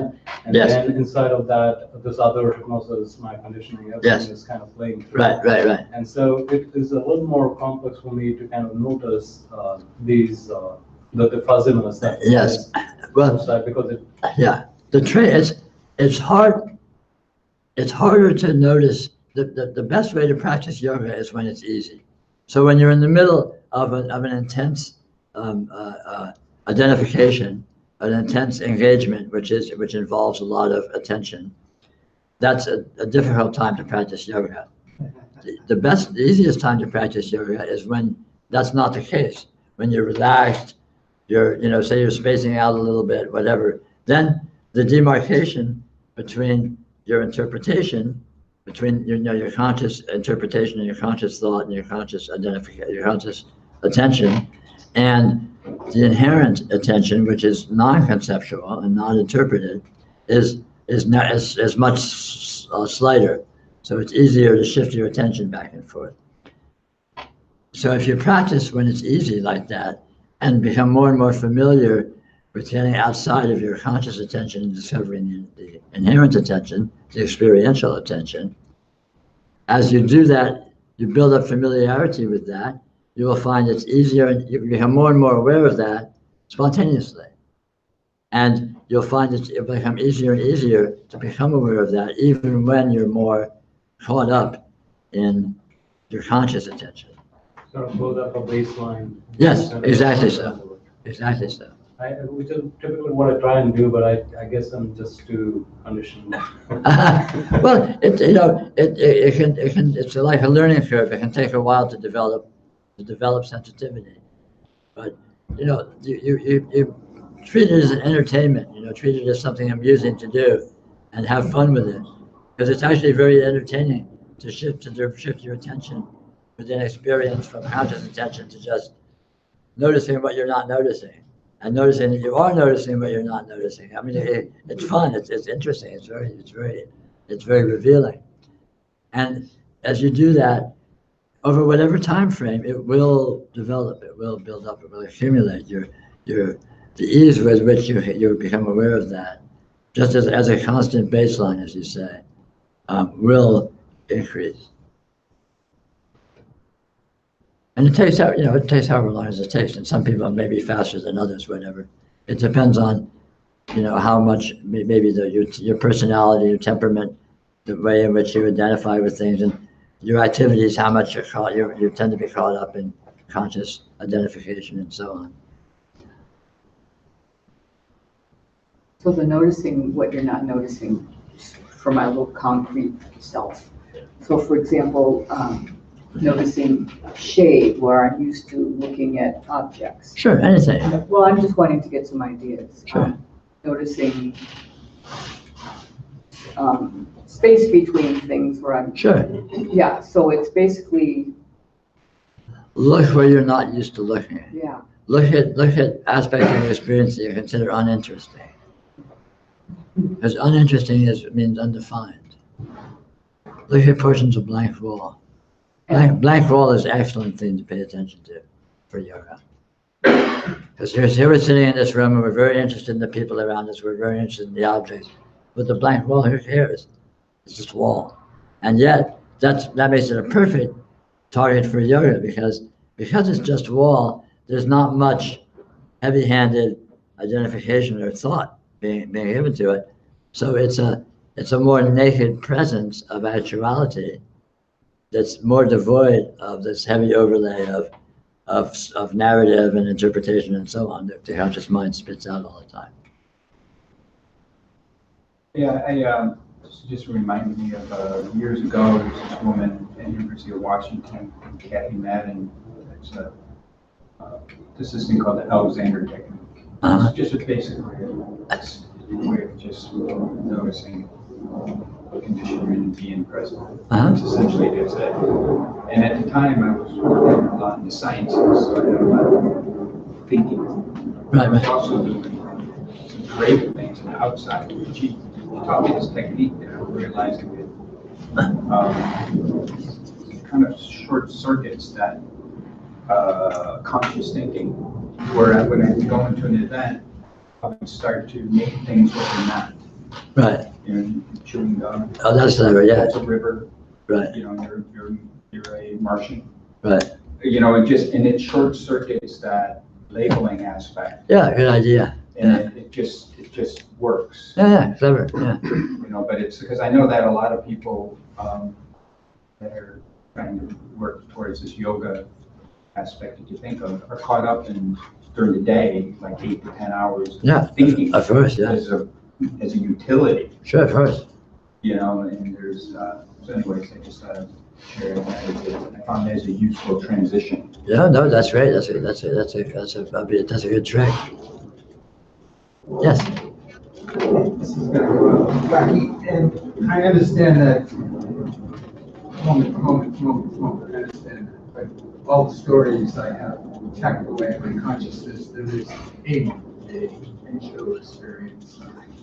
I think even reading a little bit of biography that was in your book, that there was a moment where there was an epiphany. So Yes. I guess part of my ongoing delusion is it's not right now, but it's going to be a moment, not right now, that this, the whole facade will drop. Right. Yes. You referred to Andrew, there was Sure. this magic moment. Yeah. Okay. Do you address that in some Sure. way? Thank you. How do you know it's not now? Well, That's what I asked you. I know, I mean, it is right now, but it somehow, I don't Well, believe I'll it. tell you one thing. When the magic moment happens, it will be right now. Yeah. And it will not be significantly different than right now is right now. So why not have this be the magic moment? That should be for now. Please yourself, by all means, if you enjoy it. Yeah, I guess that's a point in consciousness too, or something, or exhaustion. I don't know. Just, I think my brain is wrestling with There can be, you could say, profoundly powerful or pivotal experiences of revelation that continue to occur. But these profound revelations are always of this that is here right now. They are not revelations of something that's coming from somewhere else that's somehow an increase or a gaining in something beyond, or the heavens open and going somewhere else. The revelation is always of this that is here. And this that is here is this that is here right now, always. So that being the case, why not? Or not? I don't know, it's just a weird little loop that- It is a weird loop. It is a weird loop. You know, and it's amoeba strip. There's no way out of that loop. Yeah. But on the other hand, you don't need to get out of the loop because here you are. And that's always going to be the case. And when that magic moment comes, lo and behold, here you are. Yeah, okay, thanks for But, playing to the same topic, I know, I mean, the mind is telling me that it knows it's not right now because it's kind of seen openings before. Right. And so it kind of was like, once we were saying that, hey, that opening needs to be permanent, and that's the moment when it starts becoming permanent. So for me, the way it plays out is like, I've had a period, say, a period of a year or a year and a half when my heart felt like it was open. I could be bickering with someone, something really petty for my conditioning, and in the same moment, I love him so much, I just see the radiance around his face, everything. Sure. And then I see the poetry behind the words. Everything was aligned so perfectly, even as my conditioning was playing its petty stuff out. Yes. Now, and then it suddenly disappeared. Right. And so what happened subsequently was, for a very long period, I tried getting back to that period. And so until someone kind of just said, okay, who's trying to get back? And then it seemed like I was just strengthening my conditioning by trying to get back. Right. And so, but then that was like, what, 10 years ago? And right. Still, there's marginal openings, yes. But nothing. Yes. You're interpreting opening as being dependent upon the conditions that you're experiencing. So if you experience a condition if you experience that feels a certain way, you're thinking of that as a more open condition, and you experience another experience that feels a different way, you're calling that a more closed condition. That's just experiential qualities showing up. The actual opening, the powerful opening, is independent of qualities. It's independent of what it looks like. It's what is always the case, whatever your experience seems like. You can be closed and angry and pissed off and confused and have a complete opening at that point with that experience. Or you can feel open and loving and be clueless. It's the actual, like I was talking earlier about conscious attention versus experiential attention, let's call it. The opening happens at the level of experiential attention, not at the level of conscious attention. And it's the conscious attention that's busy qualifying your experience of, oh, I feel more open now, I feel more loving, or oh, I don't. Or it plays a game of qualifying how well you're doing by the way it feels, by the conditions that seem to be appearing. But the opening occurs at the level not of what seems to be appearing, but of what it is, what it consists of, substantially, you could say, or energetically, always, regardless of what it looks like. But they say that, to rephrase what you said, I mean, in terms of experiential attention, so if you're exploring that, your validation is in the conscious attention. I mean, and I'm sure. Okay. So in other words, like seek the truth, but your validation is happiness was the original thing. So in other words, if I kind of pursue something, and if I try realigning to something, and then my validation as to whether I have actually done that is in the happiness that I feel. Yes, I understand that. But the validation is not the opening. And the opening is independent of validation. Opening will definitely provoke validation, but the validation is irrelevant. In other words, don't confuse the two. Don't confuse opening with experiential validation, as you're calling it. Don't confuse opening with. Don't confuse actual opening with how you experience it, with how it seems to be, with how it feels. They may or may not be some relationship, but they are not the same thing. Spiritual revelation, to call it that, does not occur on the level of conscious mind, does not occur on the level of conscious awareness, conscious attention. It occurs on the level of a recognition of your inherent intelligence of itself. So what you really are recognizes itself, and what you really are is always what you really are, and is independent of how well you're doing in terms of what you're aware of you're experiencing. But if your conscious isn't where the experiential attention is at, then wouldn't you kind of have say for instance, an unhappy narrator, even though the experiential attention is right where it should be at? Sure, you might. For the owner of a white Toyota Corolla, please come to the information desk. The owner of a white Toyota Corolla, please come to the information desk. And white Corollas.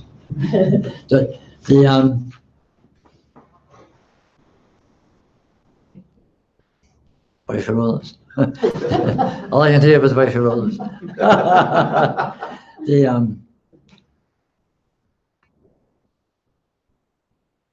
I lost it. The unhappy narrative. Oh, unhappy narrative. Okay, unhappy narrative. Unhappy narrative. Narrative, wasn't it? Yeah. Okay, just, can you tell them again? So if I have an unhappy narrative, yes, even though my experiential attention is happening at the same time. Yes. Right? So it seems to me the power of this unhappy narrative seems to kind of be a hook.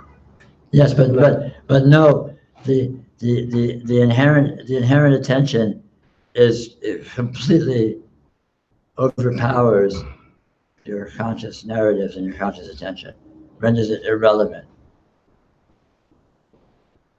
completely. So it's unimportant. Is it seen for what it is? Well, I wouldn't put it that way, but that's unimportant.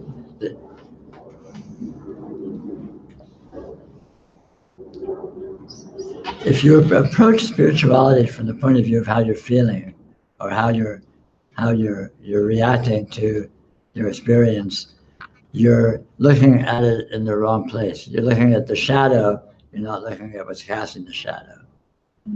What's casting the shadow is the inherent intelligence, the inherent awareness, which is the awareness of experience that is always occurring. It's always 100%, it's always perfectly clear, regardless of how your conscious experience is clear or unclear, confused or not confused, reactive or not reactive. That's irrelevant. It's like phenomena on two different levels. Now, they aren't completely independent, obviously, because the inherent awareness, the inherent intelligence is actually doing all of it. But the inherent intelligence is what is the real event, the real action, and everything else is like a shadow of that action.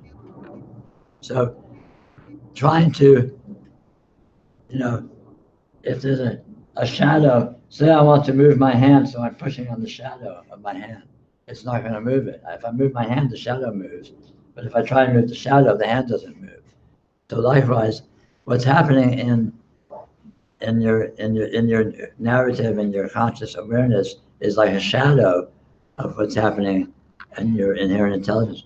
You have to, in yoga, you have to be working on the level of the inherent awareness, the inherent intelligence, for it to be effective. And the way to do that, as we touched on a bit today, is through letting yourself settle into that level of being with your experience. Being with your experience outside of a narrative, outside of interpretation. And it's not something that you do or learn to do, it's something you notice you're always doing.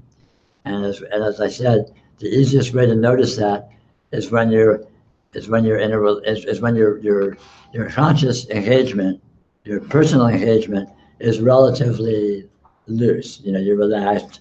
Maybe you're having a beer at dinner or something like that. You're watching TV or something, spacing out. At that point, the conscious involvement is at a low ebb. It's not so strong. It's not so engaged. It's not so overblown. And so the boundary between the conscious investment and the inherent engagement with experience is more slight. So it's easier to slip between the two. And so you play with that, and you eventually discover the trick of it. You discover you discover that you are in fact aware of your experience that you're not even paying attention to. And this is what it's all about. Learning to become aware that you are aware of things that you're not consciously aware of. It's a very, in terms of sort of pop psychological terms, you could say that it's moving from awareness of the conscious mind to the unconscious mind. But I don't know that actually means anything. So, but from nothing I know about psychology, that might be a way to put it. So you play around with this kind of being with your experience and becoming more familiar with the way in which you're experiencing your experience, even when you're not trying to experience your experience. And as you become more familiar with that, your identification of who you are and what you are gradually starts to include that more fully. On a gradual basis. Every time you do it, it ramps it up a little bit, maybe a tiny little bit, whatever. And eventually, as your engagement with that becomes stronger and stronger, then your participation in that becomes stronger. And that's typically the way in which the major revelations occur, because that's the level on which the revelations occur that are powerful. And that will have an effect in your conscious experience, but not so much the other way around.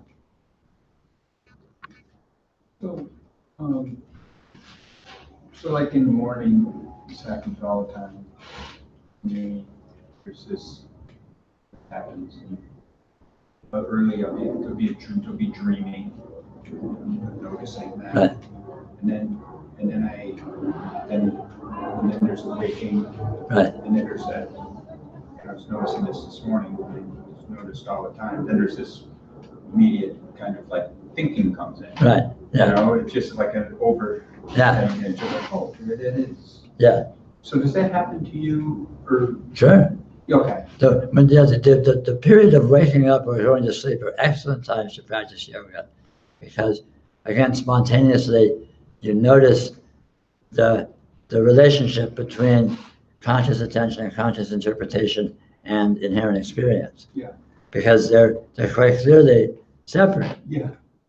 They're quite clearly existing, you could say, independently or on two levels, so to speak. And you become more familiar with the deeper, direct intelligence of experiencing experience, rather than the consciously identified with intelligence that constitutes your ego and your self-image and your identification and your narrative. Right, through this discussion, two things are just becoming more clear to me. One is the similarity between the onrush of thought and the noticing of the dreaming. Yeah. Because you're at the same baseline. Yeah. But also through hearing this and everything, it's sort of reinforcement that there's nothing wrong. Absolutely nothing wrong. It's okay. That's why I asked you, does that happen to you? Yeah, oh, for sure it does, first. Okay. Helpful. So about 20 years ago passed, earlier, I kind of went crazy for about 4 years. And through the process of sort of getting guidance, saw many therapists and counselors and so like that. And there was a lot of work with sort of regressing back to childhood and trying to figure out, what happened in my childhood, which was causing me to be crazy and tense. What do you think about all, how does that envision how that would be effective in terms of being able to bring somebody to some sense of overcoming all of this, whatever these influences were from the past? Well, I think that psychological therapy can be very useful and effective, but it's not really relevant in terms of what I call yoga, in terms of spiritual development. I mean, again, it's kind of operating on two levels. So if you're in a situation where that seems to be valuable for you, by all means engage in it, and it can be very valuable and useful. I have experienced this myself, so I understand this. But it's not really relevant to my topic today. That can come loosely under the category of self-improvement. And yoga or spiritual discovery has absolutely nothing to do with self-improvement. Yoga is about discovering what this is that is occurring here, whether yourself that is also occurring is improved or not. So you can be a crazy person, you can be a bank robber, you can be a serial killer and still become realized. Or you can improve yourself and become a wonderful person, become sane, become well-adjusted, become just a wonderful shining beacon to society of just a saintly person and not be realized. So realization is independent of, the state of your functioning, or the state of the health of your psyche, the health, however you want to qualify it. Would you say that, in your example, that from just the psychological exploration point of view, if you're self-realized, you can notice these events in your context of your mind that has happened in a way where you're less entangled with them? Yes, very much so. That would be helpful. Well, but I said that self-improvement isn't relevant to realization. Realization may be relevant to self-improvement. It's not necessarily reciprocal, though. It may or may not. I don't want to. Right, but it's helpful. It can be helpful. We're not. It can be, perhaps, but we're not selling self-improvement here. Well, we're not selling anything here. So. The thing for me in that situation, I'm talking about like acute and chronic depression, for example. Yes.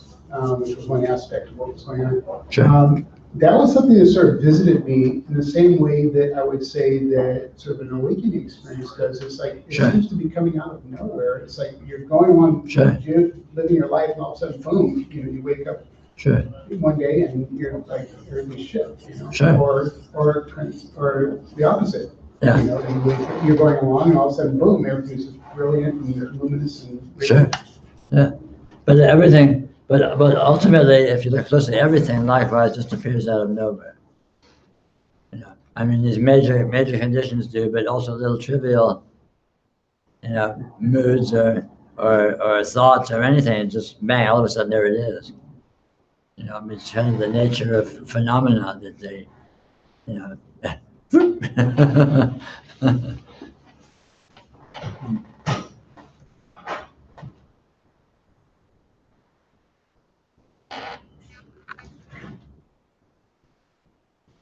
There isn't really anything you can say to someone going through that.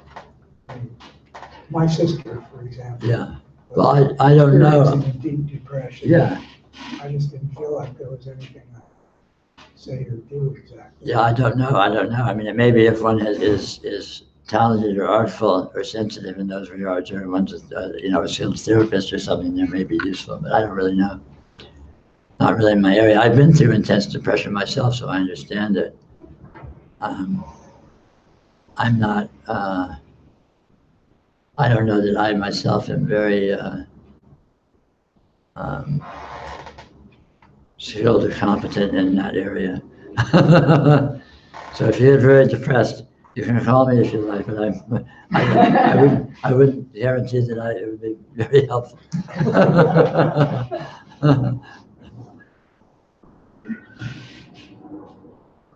On that note, I mean, one of my relatives is also going through this.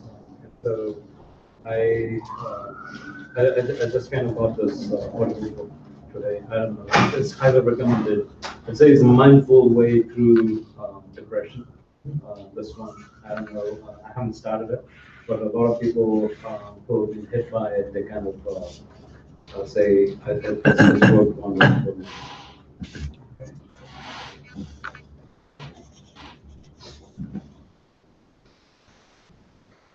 Do you think you're less likely to go into depression now? Yes. I think so. Why? I don't know.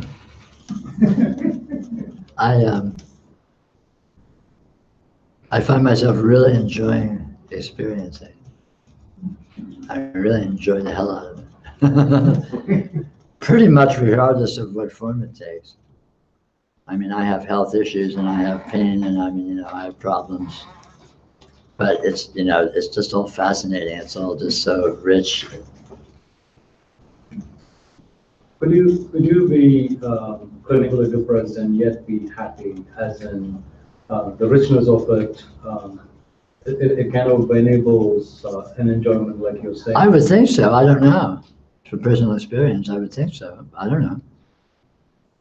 I mean, but the point, you know, the point here is not really to sort of explore thought experiments of possibilities. The point is that oneself can engage in this, in examining one's own experience in real time, which of course, because no one else is there, and this can be very useful and powerful. And then what can happen, you know, it's best to do it for yourself and find out. The theoretical aspects of this are maybe interesting, but aren't particularly useful. Whereas the practical engagement in this is both interesting and can be profoundly useful. Being with things the way they are. Yes. I mean, you've said this a lot. I guess I, at that moment, feel very fortunate because this life is, at this juncture, you know, kind of pretty much a breeze. So it might be a very good practicing ground, this, you might say, to, you know, accept the so-called annoyances of the traffic, which, and other little annoyances, you know, kind of just being with that. And I'm not looking at it as a point of trying to improve anything. I think how I'm looking at it as, this is what is. Yeah. And, you know, it's a happier experience to just be with it as it is, as opposed to getting upset. But I know that upset is, you know, no better or worse condition. But what I don't know is, like having physical maladies, for example. I'll just say that maybe in this letting go of objecting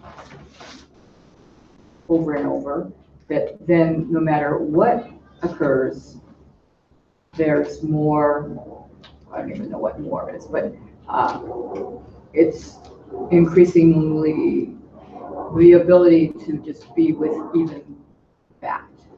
Am I making sense? Sure. I mean, but again, you know, there can be all sorts of benefits of, you know, in terms of this, you know, getting a more deep realization of what is actually occurring, what you actually are, what this actually is.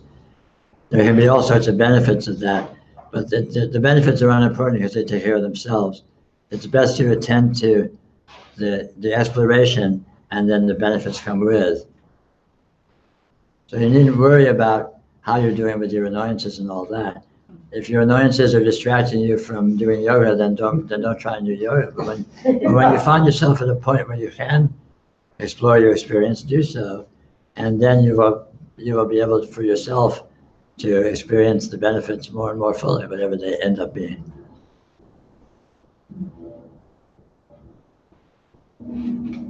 I mean, the simple rubric is do yoga when you can, and it's a plus, it's a win. You can't lose. There's no downside. It's fun, entertaining, and ultimately liberating and enlightening. Pretty good sales pitch, right? I should be selling something. You can't do it wrong. You can't do it wrong. But you'll be really happy when you do it right. And where can I get the t-shirt again? Yeah, right. Well, even what you said. And any t-shirt will do.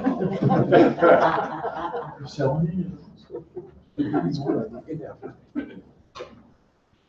You'd mentioned something earlier that I hadn't really thought of in this way about where it's not fear of death, it's fear of our idea about that.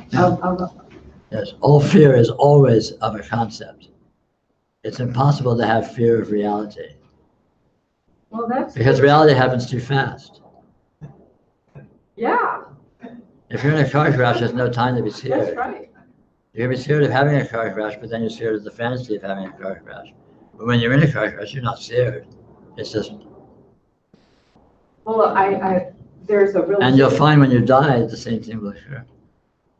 Mark my words. I remember that at the last second. Remember that. It's not going to be like, oh no, I'm terrified. It's going to be like. Well, even the thoughts haven't come up now that I'm looking at it as they have been about. Yeah, so it's kind of. I mean, but you're just seeing that fear is always of concepts, and concepts are always fantasy. That alone is just enormously powerful. It is. And it's self-evident. I mean, if you look at it closely, it's not even subtle. It's just grossly obvious. So some certain things disappear, and you don't even notice that they're absent as a result of. Sure.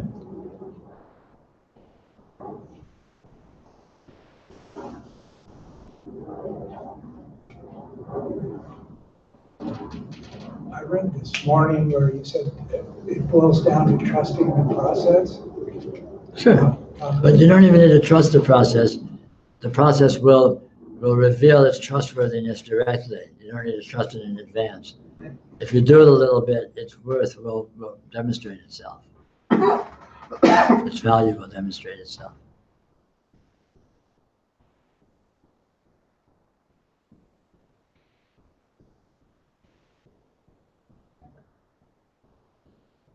I mean, it's really nothing other than just, a reality check. It's really just acknowledging what is actually the case, and how can that be bad?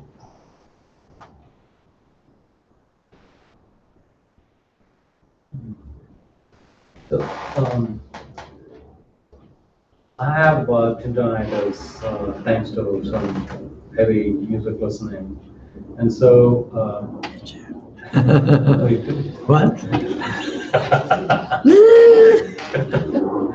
So, would that be something you could incorporate into this noticing because of Sure. its constant nature? Oh, absolutely. Tinnitus is a wonderful thing to notice because there's no way to define it. If you be with that experience, and you'll be gone in a second, you'll be tripping.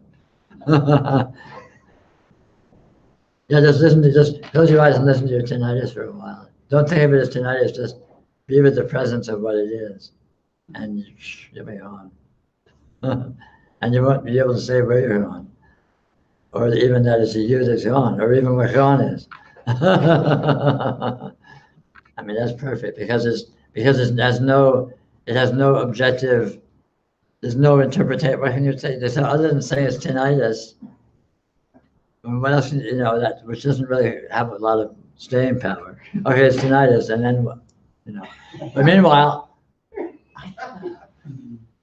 And then what kind of was something that plays out in a sort of ADHD sort of way for me because I need to focus, and it seems to have this kind of a distracting thing. Yeah.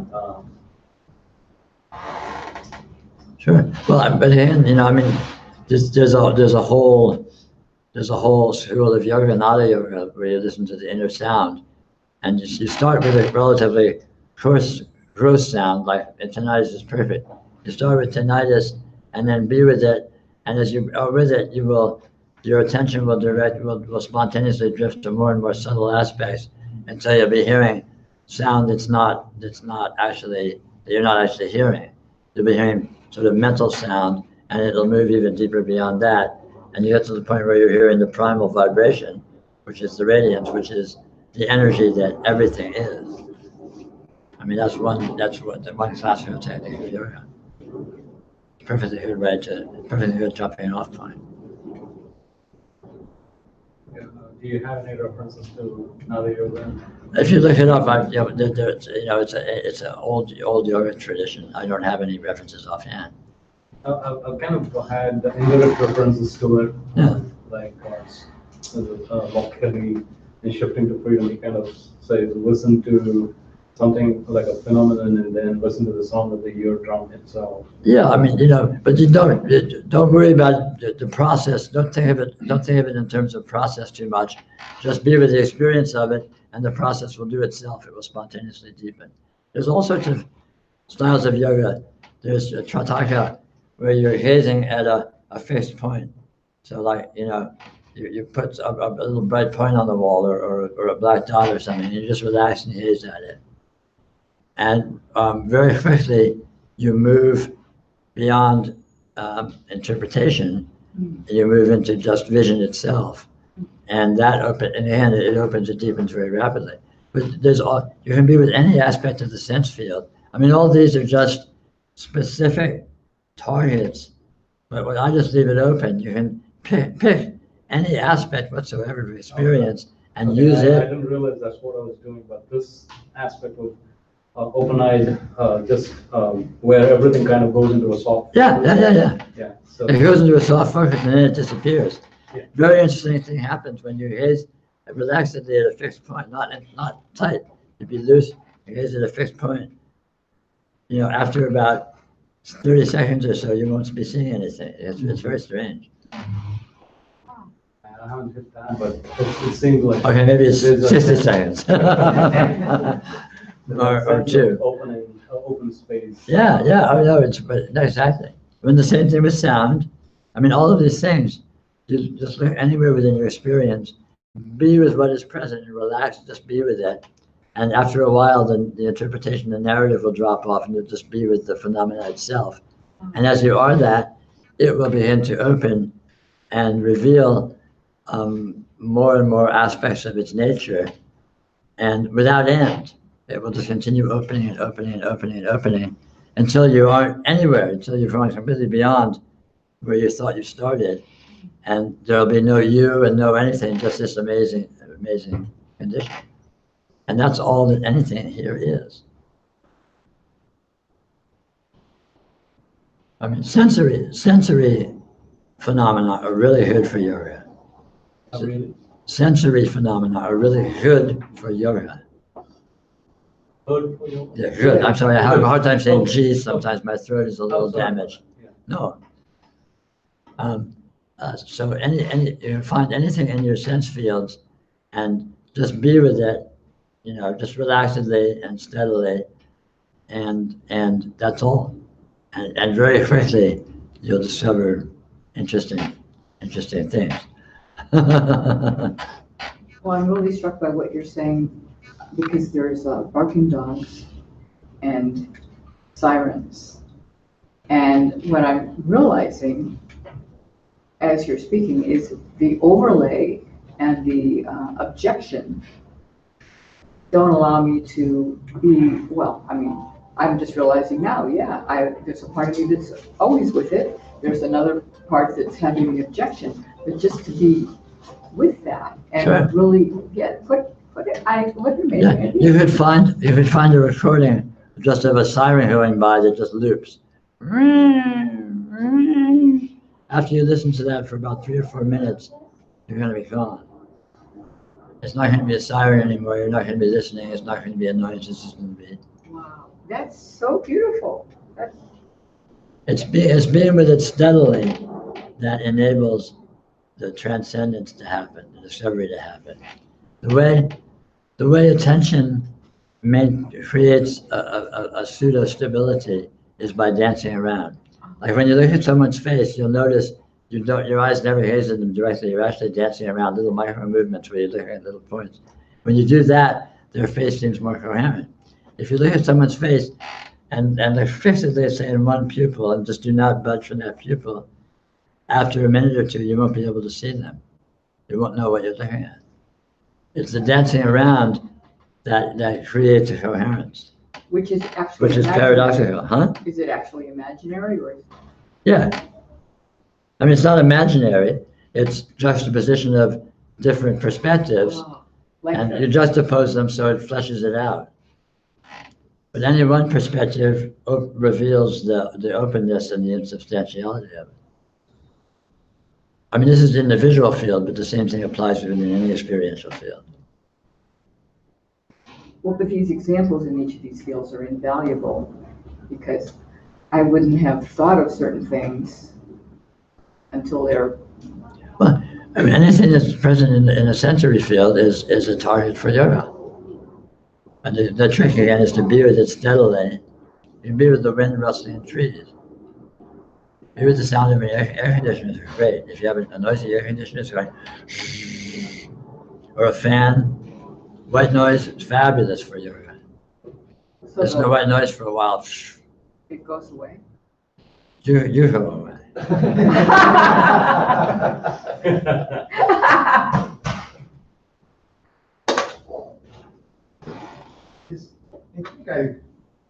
Do you have any special tricks that were helpful for you, like the dark room or?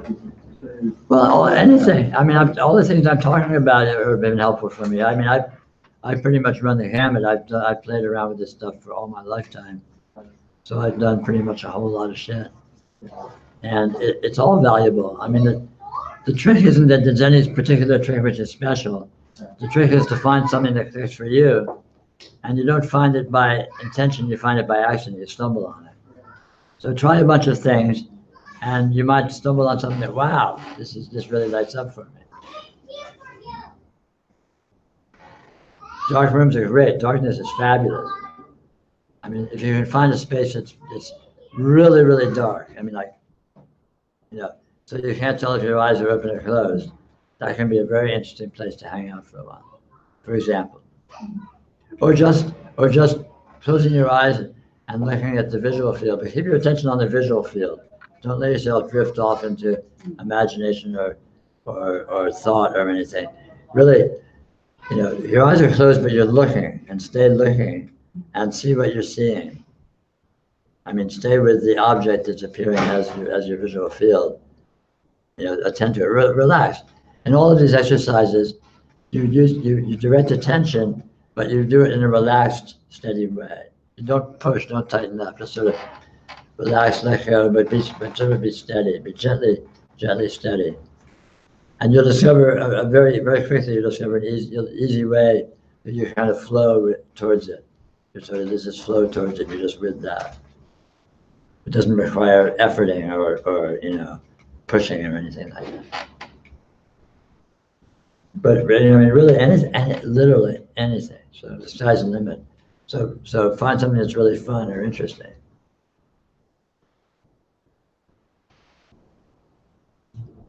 So every Sunday morning for a couple of years now, my friend and I go out on a traffic island in the middle of a busy street in Capitol Hill and meditate for half an hour to 40 minutes. Great idea. Yeah, and we put traffic cones as all sort of safe cones, and we have little signs saying peacefulness at the intersections of life. And we just sit out there, and people always say, "Wow, how can you do that? It seems so but it's actually much easier to meditate there than it is in a quiet room." Right.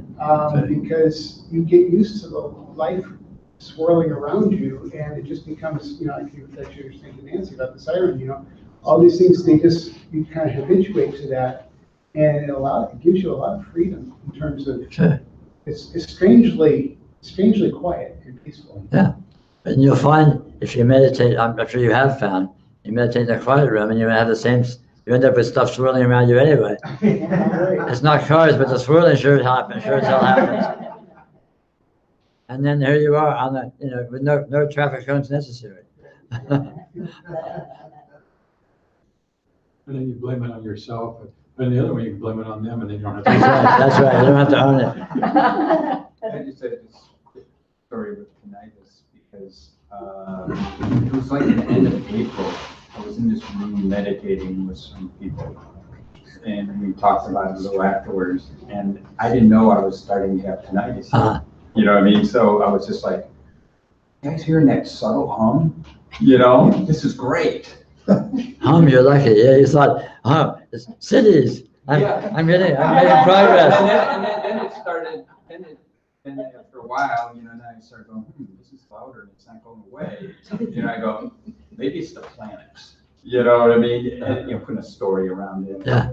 But ultimately, and then I went through a slight period, of kind of worry. It's like, oh, wait a minute, it's just going to interfere with my way of listening, and then I guess it's just the stages that you go through, and then eventually I just this is okay. It became kind of like dreaming, or noticing my thoughts. It's just something. But now as I'm speaking, I started noticing, well, if I pay close enough attention, there's a taste happening that I wasn't noticing in my mouth. There's a sensation on the skin. Yeah, sure, of course. That's all just happening too. And a lot of times I won't even notice the tinnitus. So it's like the busy intersection. Sure. It's just happening. Ultimately, you're always in the busy. This is always the busy intersection. All of your experience is always completely full of stimuli. There's never less stimuli present anywhere in experience. Experience is always full of qualities. Now, they may seemingly be more overt or more subtle, but always full. But you're lucky your tinnitus is a hum. Mine is I was a rock drummer. And so I had cymbals ringing in my ear, at full volume when I was a stupid kid and we didn't know about hearing protection back in forever ago. And so my tinnitus is like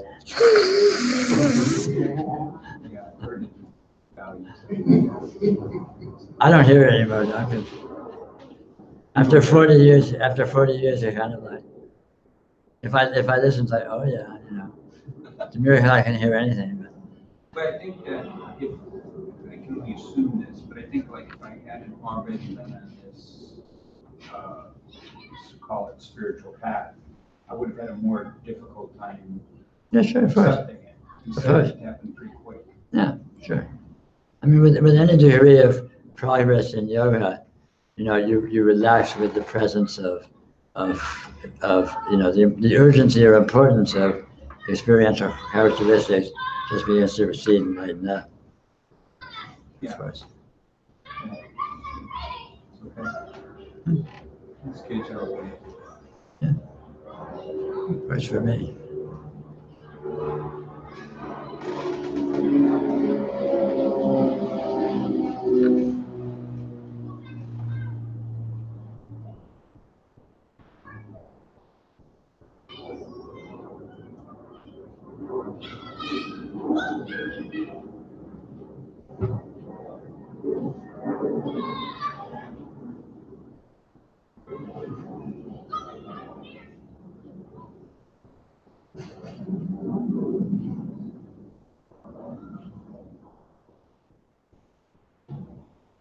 Has it been enough, or you guys want to hear on a little longer?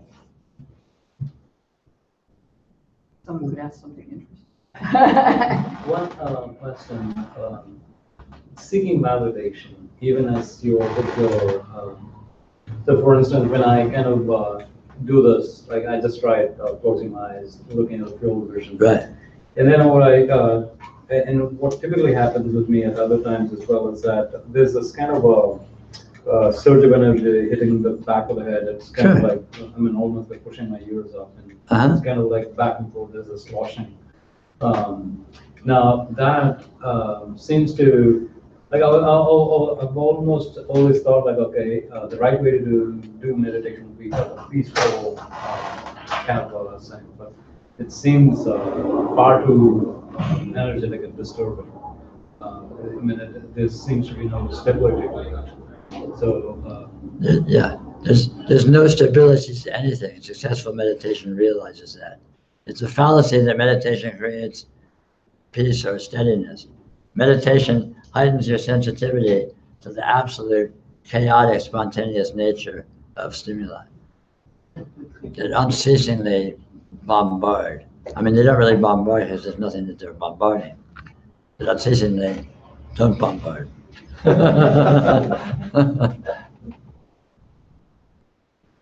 And what's more is successful meditation or successful yoga, successful spiritual inquiry will have all sorts of symptoms and side effects, all sorts of energy things.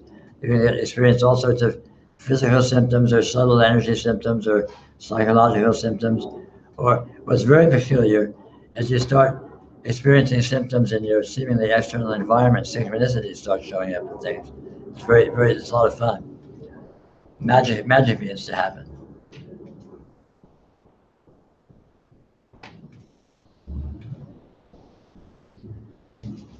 I'd like to ask about that.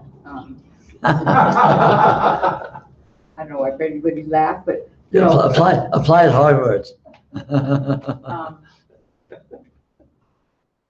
At first, when you were talking about that, the mind went, oh no, something's gonna go wrong with your body. Is your mind? Yeah, that's just the mind. But what I've just noticed is increasingly, everything just seems to be coming together. I mean, from the most ludicrous things is like there's no parking anywhere and somebody's just pulling out. I mean that. Sure, that's the kind of thing I'm talking about. Okay. Well, you're lucky. You're fortunate. You're having a gentle unfoldment. Unfoldment can be not so gentle. In fact, it can be very rough. The symptoms of successful unfoldment are weird shit happening, and it can be nice, smooth, weird shit, or it can be not so nice, not so smooth, weird shit. Well, then I feel very grateful because it's been kind of magical, weird shit. Good. Well, may it continue to be so. Yeah. I guess I paid off my totally weird shit karma in my earlier life. Yeah, right. Good for you. Yeah. You paid your dues. I did. Now I'm writing a memoir about it. Okay.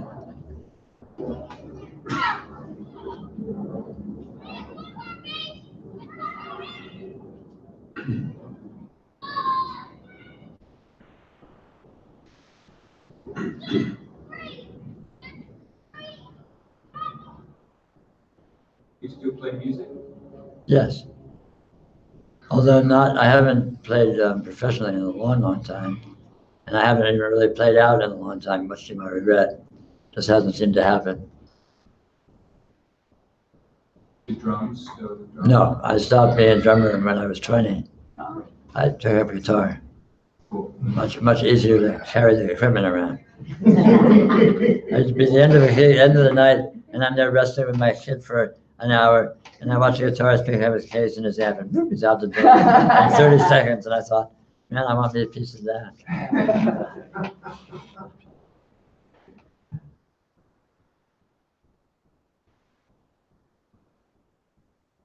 Well, I have a djembe, so maybe if a few other people have different stuff, we can do that sometime somewhere.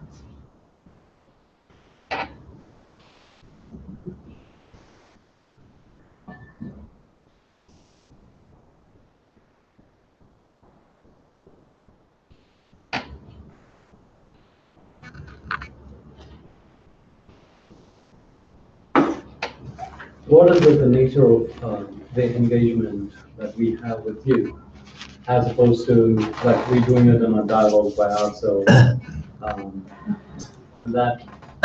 So it seems like, or even in this thing, when other people are asking you questions, and, the engagement doesn't seem to be lively, as in like I still have a sense of cloudiness around the whole field of experience. And then when engaging, it seems like, I mean, when you kind of respond, and then that totality of things just starts presenting itself.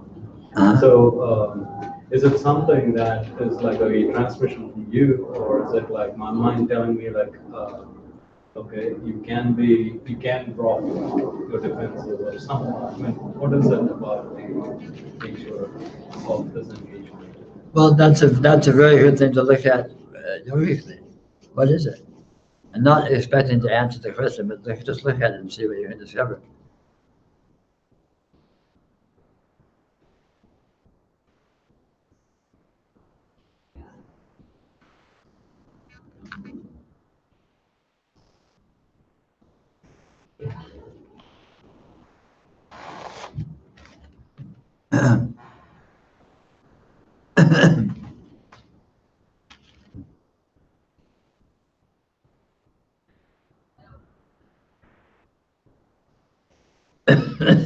Yoga happens mysteriously. I mean, all these things I'm talking about today about, let yourself notice the inherent awareness rather than your conscious awareness and all these sorts of things. They're tricks. They're not really true.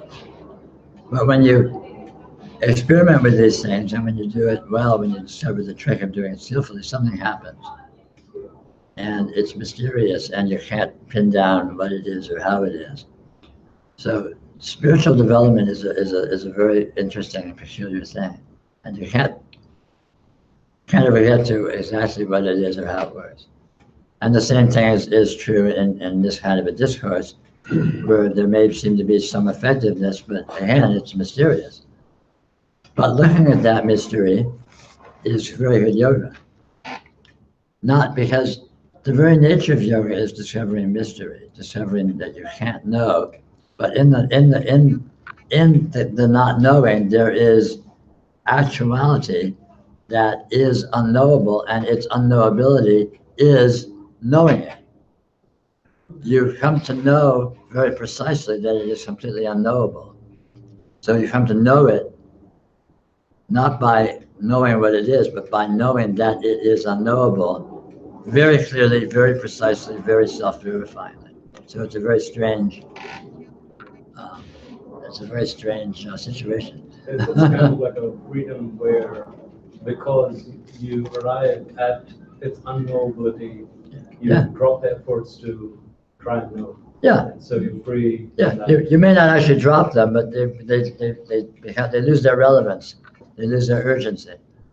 The mind will probably continue to be perverse and, always chasing after things. But the importance of that and the urgency will tend to fall away. Or get more ghostly.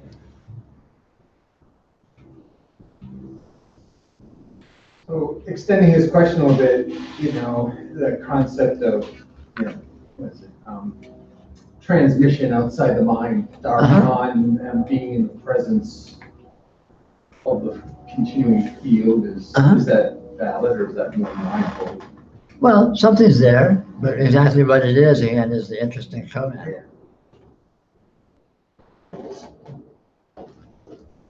Yeah, and looking at that and looking at what's there is the same thing ultimately as looking at what's there anywhere. I mean, for real.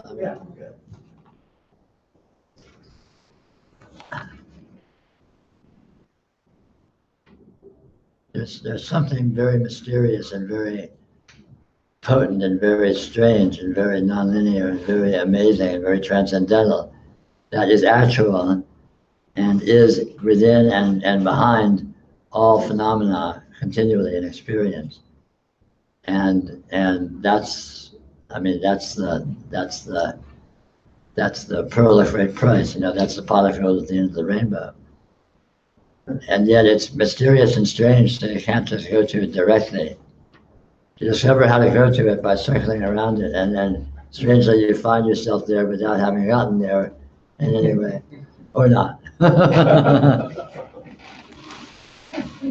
There just seems to be, I suppose, types of conversations that have been thousands of years. Probably millions. There's just like there's yourself talking from the space that you're talking from, like a crack in it, saying things, and it's just a value. Yeah, sure. Sure. I mean, this is what true spirituality has always been. True spirituality has always been. It tends to show up as a kind of an apprenticeship. Where it's sort of passed on just by people who older friends giving it to younger friends who end up giving it to younger friends, and I mean just ongoingly forever is pretty much the pattern that spirituality tends to take.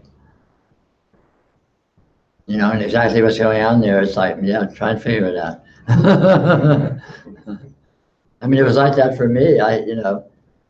When I was a kid, there's a strange, peculiar guy. He was a friend of my mother's. He was an Italian guy. I mean, he was I thought he was an old man. I met him when I was a teenager, and he was 50 or something. So I thought he was ancient. And but he was peculiar. He was an interesting guy. And so I started hanging out with him, and for some reason he tolerated it. He welcomed me, which was again peculiar because I was an annoying kid, I'm sure, and he was a mature guy living his life doing the stuff he was doing.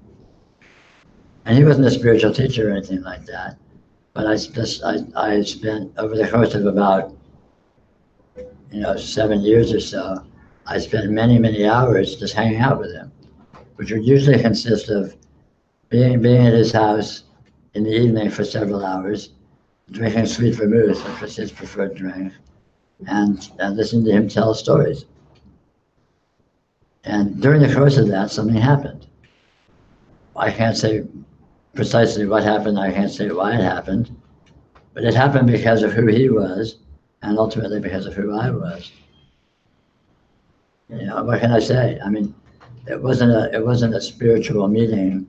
There was no, Satsang tonight sign out front or anything like that. He wasn't even into spirituality, but he was the real thing.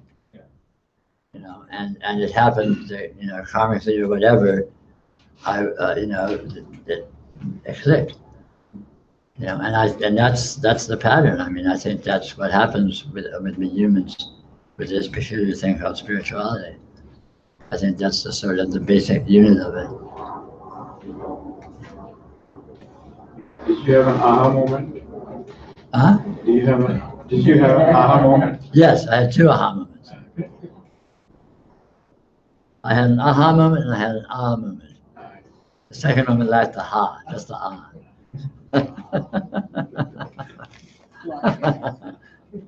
The first moment was more, wah! The first one landed me in a mental institution for 5 weeks. But that's just because you were trying to share reality with people that. Well, whatever it was, because it knocked me out of my normalcy. I never came back, but I learned how to keep a lower profile. But not so low we couldn't find you. Well, this is my version of a low profile. Broadcasting on YouTube. My clothes are still on. I haven't broken anything yet. I haven't hurt anyone. And what was the second part? What? You said The that you said ah. Oh, the ah. What was it? How can I say? It was ah. No, there was this moment. The initial wow moment happened in 1973 when I was 22 years old. And it made me crazy in the sense that I was unfit for human life after that. And I spent the rest of my life just trying to figure out what had happened to me. And I read all sorts of metaphysical traditions and spirituality and occult traditions and all sorts of things, just trying to find out if any of them would describe with any accuracy what I had experienced, and most of them did not. Which was a little bit of a surprise, although some did. And then, so I grappled with that for however many years, and then in 1997, in January, I don't remember the date, I was sitting in my living room in a chair. I was actually thinking about what Satchitananda means. I was thinking about that, and I hit Sat, I hit Chit, but I didn't hit the Ananda. I'd been thinking about this for years. Sat, sure, being, okay, being obvious, being is self-evident. Chit, consciousness, self-evident. Ananda, bliss. Ananda, bliss. The fuck, bliss? What, where? And on this day, in January in 1997, I saw what the bliss was. And I went, oh. And I looked at it and I said, really? That simple? I looked and I looked.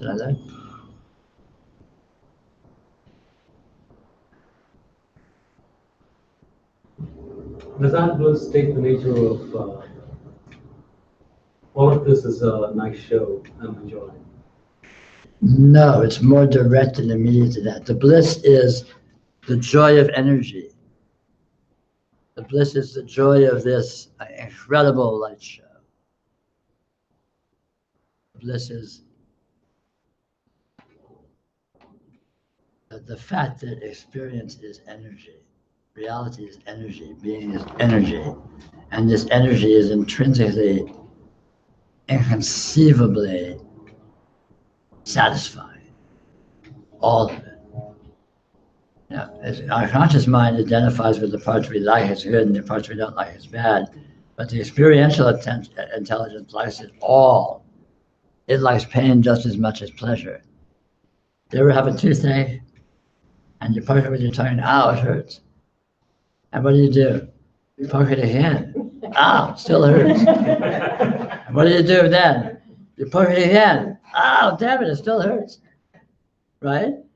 Now, if you didn't really like pain, you would poke it once and then you wouldn't poke it again. Why do you poke it again and again? Or you're walking down the street past an alleyway and you smell a really bad smell. It's garbage or something, or shit, or whatever. Oh, what do? You smell it. Oh, yeah. You've experienced this? No. Well, I know none of the women here have. This is not a ladylike thing to do. No. So this is a direct example in your experience of the fact that consciousness loves the richness of experience, the actual flavors of the energy. And it doesn't care. It's not discriminating, it likes it all. Once again, you know, you hear these, the nadis, the chakras, that perception of energy, does that have a bodily thing with it? Absolutely, Absolutely. because body is that energy. And the nadis are misunderstood. The nadis are held to be in the body, but they aren't in the body. The body is the nadis. The nadis is what the body looks like on a subtler level of energy. And in fact, the entire experiential field is the body. And the nadis are all the energies that constitute the experiential field. But there was a total body, total true self feeling of that energy. Oh, sure. Oh, yeah, it can be experienced somatically, but it's also experienced outside the body because it's a continuity. Basically, you consist of a subtle energy body, which is actually the entirety of your experiential field, which includes, of course, the physical body, but also includes everything. It includes the entire universe, in fact.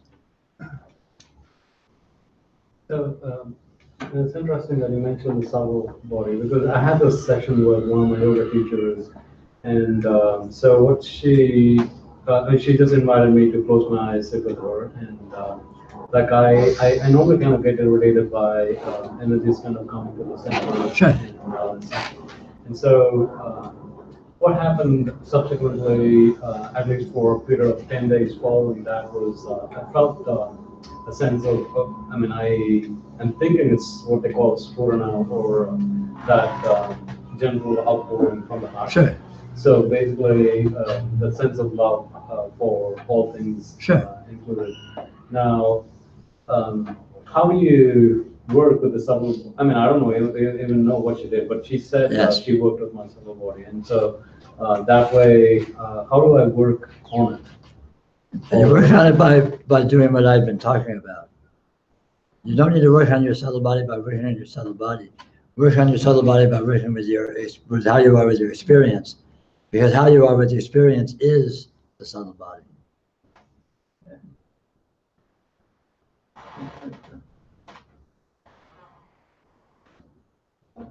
So these states that people are talking about, this being in, they just become interesting to me because these states all come and go.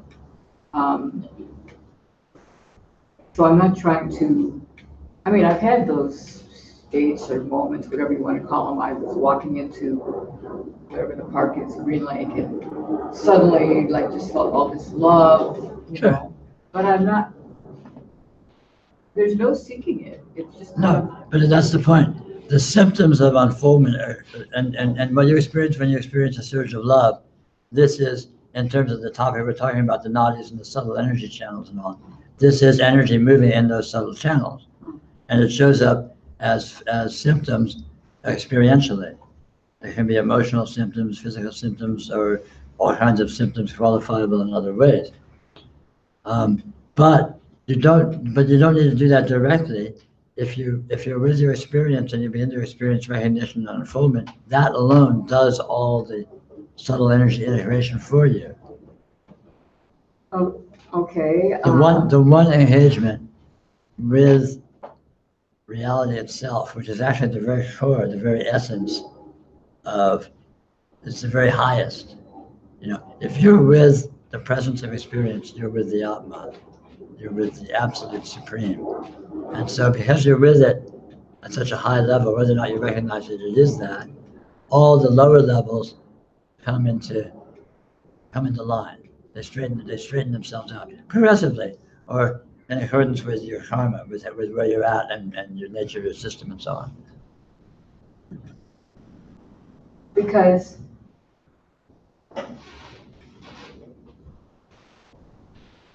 I'm not trying to get anything. I mean, I could have imagined, oh, I really want to experience that. But I just kind of... When you try to hit something, you end up just playing games with yourself. Right, so that's just been let go of. Yeah. And I don't know that I'm having... Yes, that's the efficient way to do it. That's the powerful way to do it. Okay. Let go of of any result or any goal, be with the powerful fact itself, the powerful event itself, the presence of experience. And that does all the work for you. And unfoldment happens on every level, like knocking down a row of dominoes. So just sitting on my ass, basically looking. But whether you're sitting on your ass or not, just be with the presence of experience, with intelligence and with intimacy and with sensitivity. With intelligence. Not a rational intelligence, not an analytical intelligence, the inherent intelligence of perceiving. In other words, the absence of. Doesn't have to be absence, just not, it's not centered there. You can be thinking a mile a minute, doesn't matter. Whether or not you're thinking, whether or not you're caught up in interpretation, the experiencing of your experience is happening as an exercise of transcendental intelligence. Okay, so I don't even need to worry about it. I mean. That's right.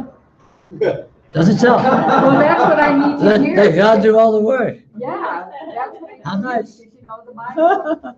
Yeah, so just sit on my ass or stand on my head or. Yeah. All right. But you're already doing it. You don't need to second guess yourself. You're doing great. It's a favorite pastime. Anyway, one more question, and then it's about quitting time.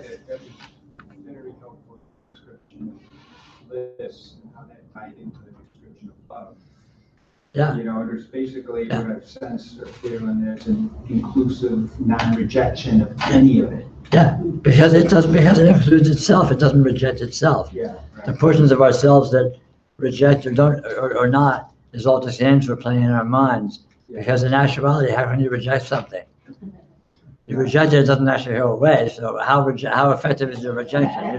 You're just pretending, you know. Anyway, it's about quitting time. So thank you all very much for joining me. Thank you. And I will. I think I'm doing this in next weekend somewhere. And there may be other events also that may or may not occur, which I know nothing about. Thank you. Thank you. Thank you.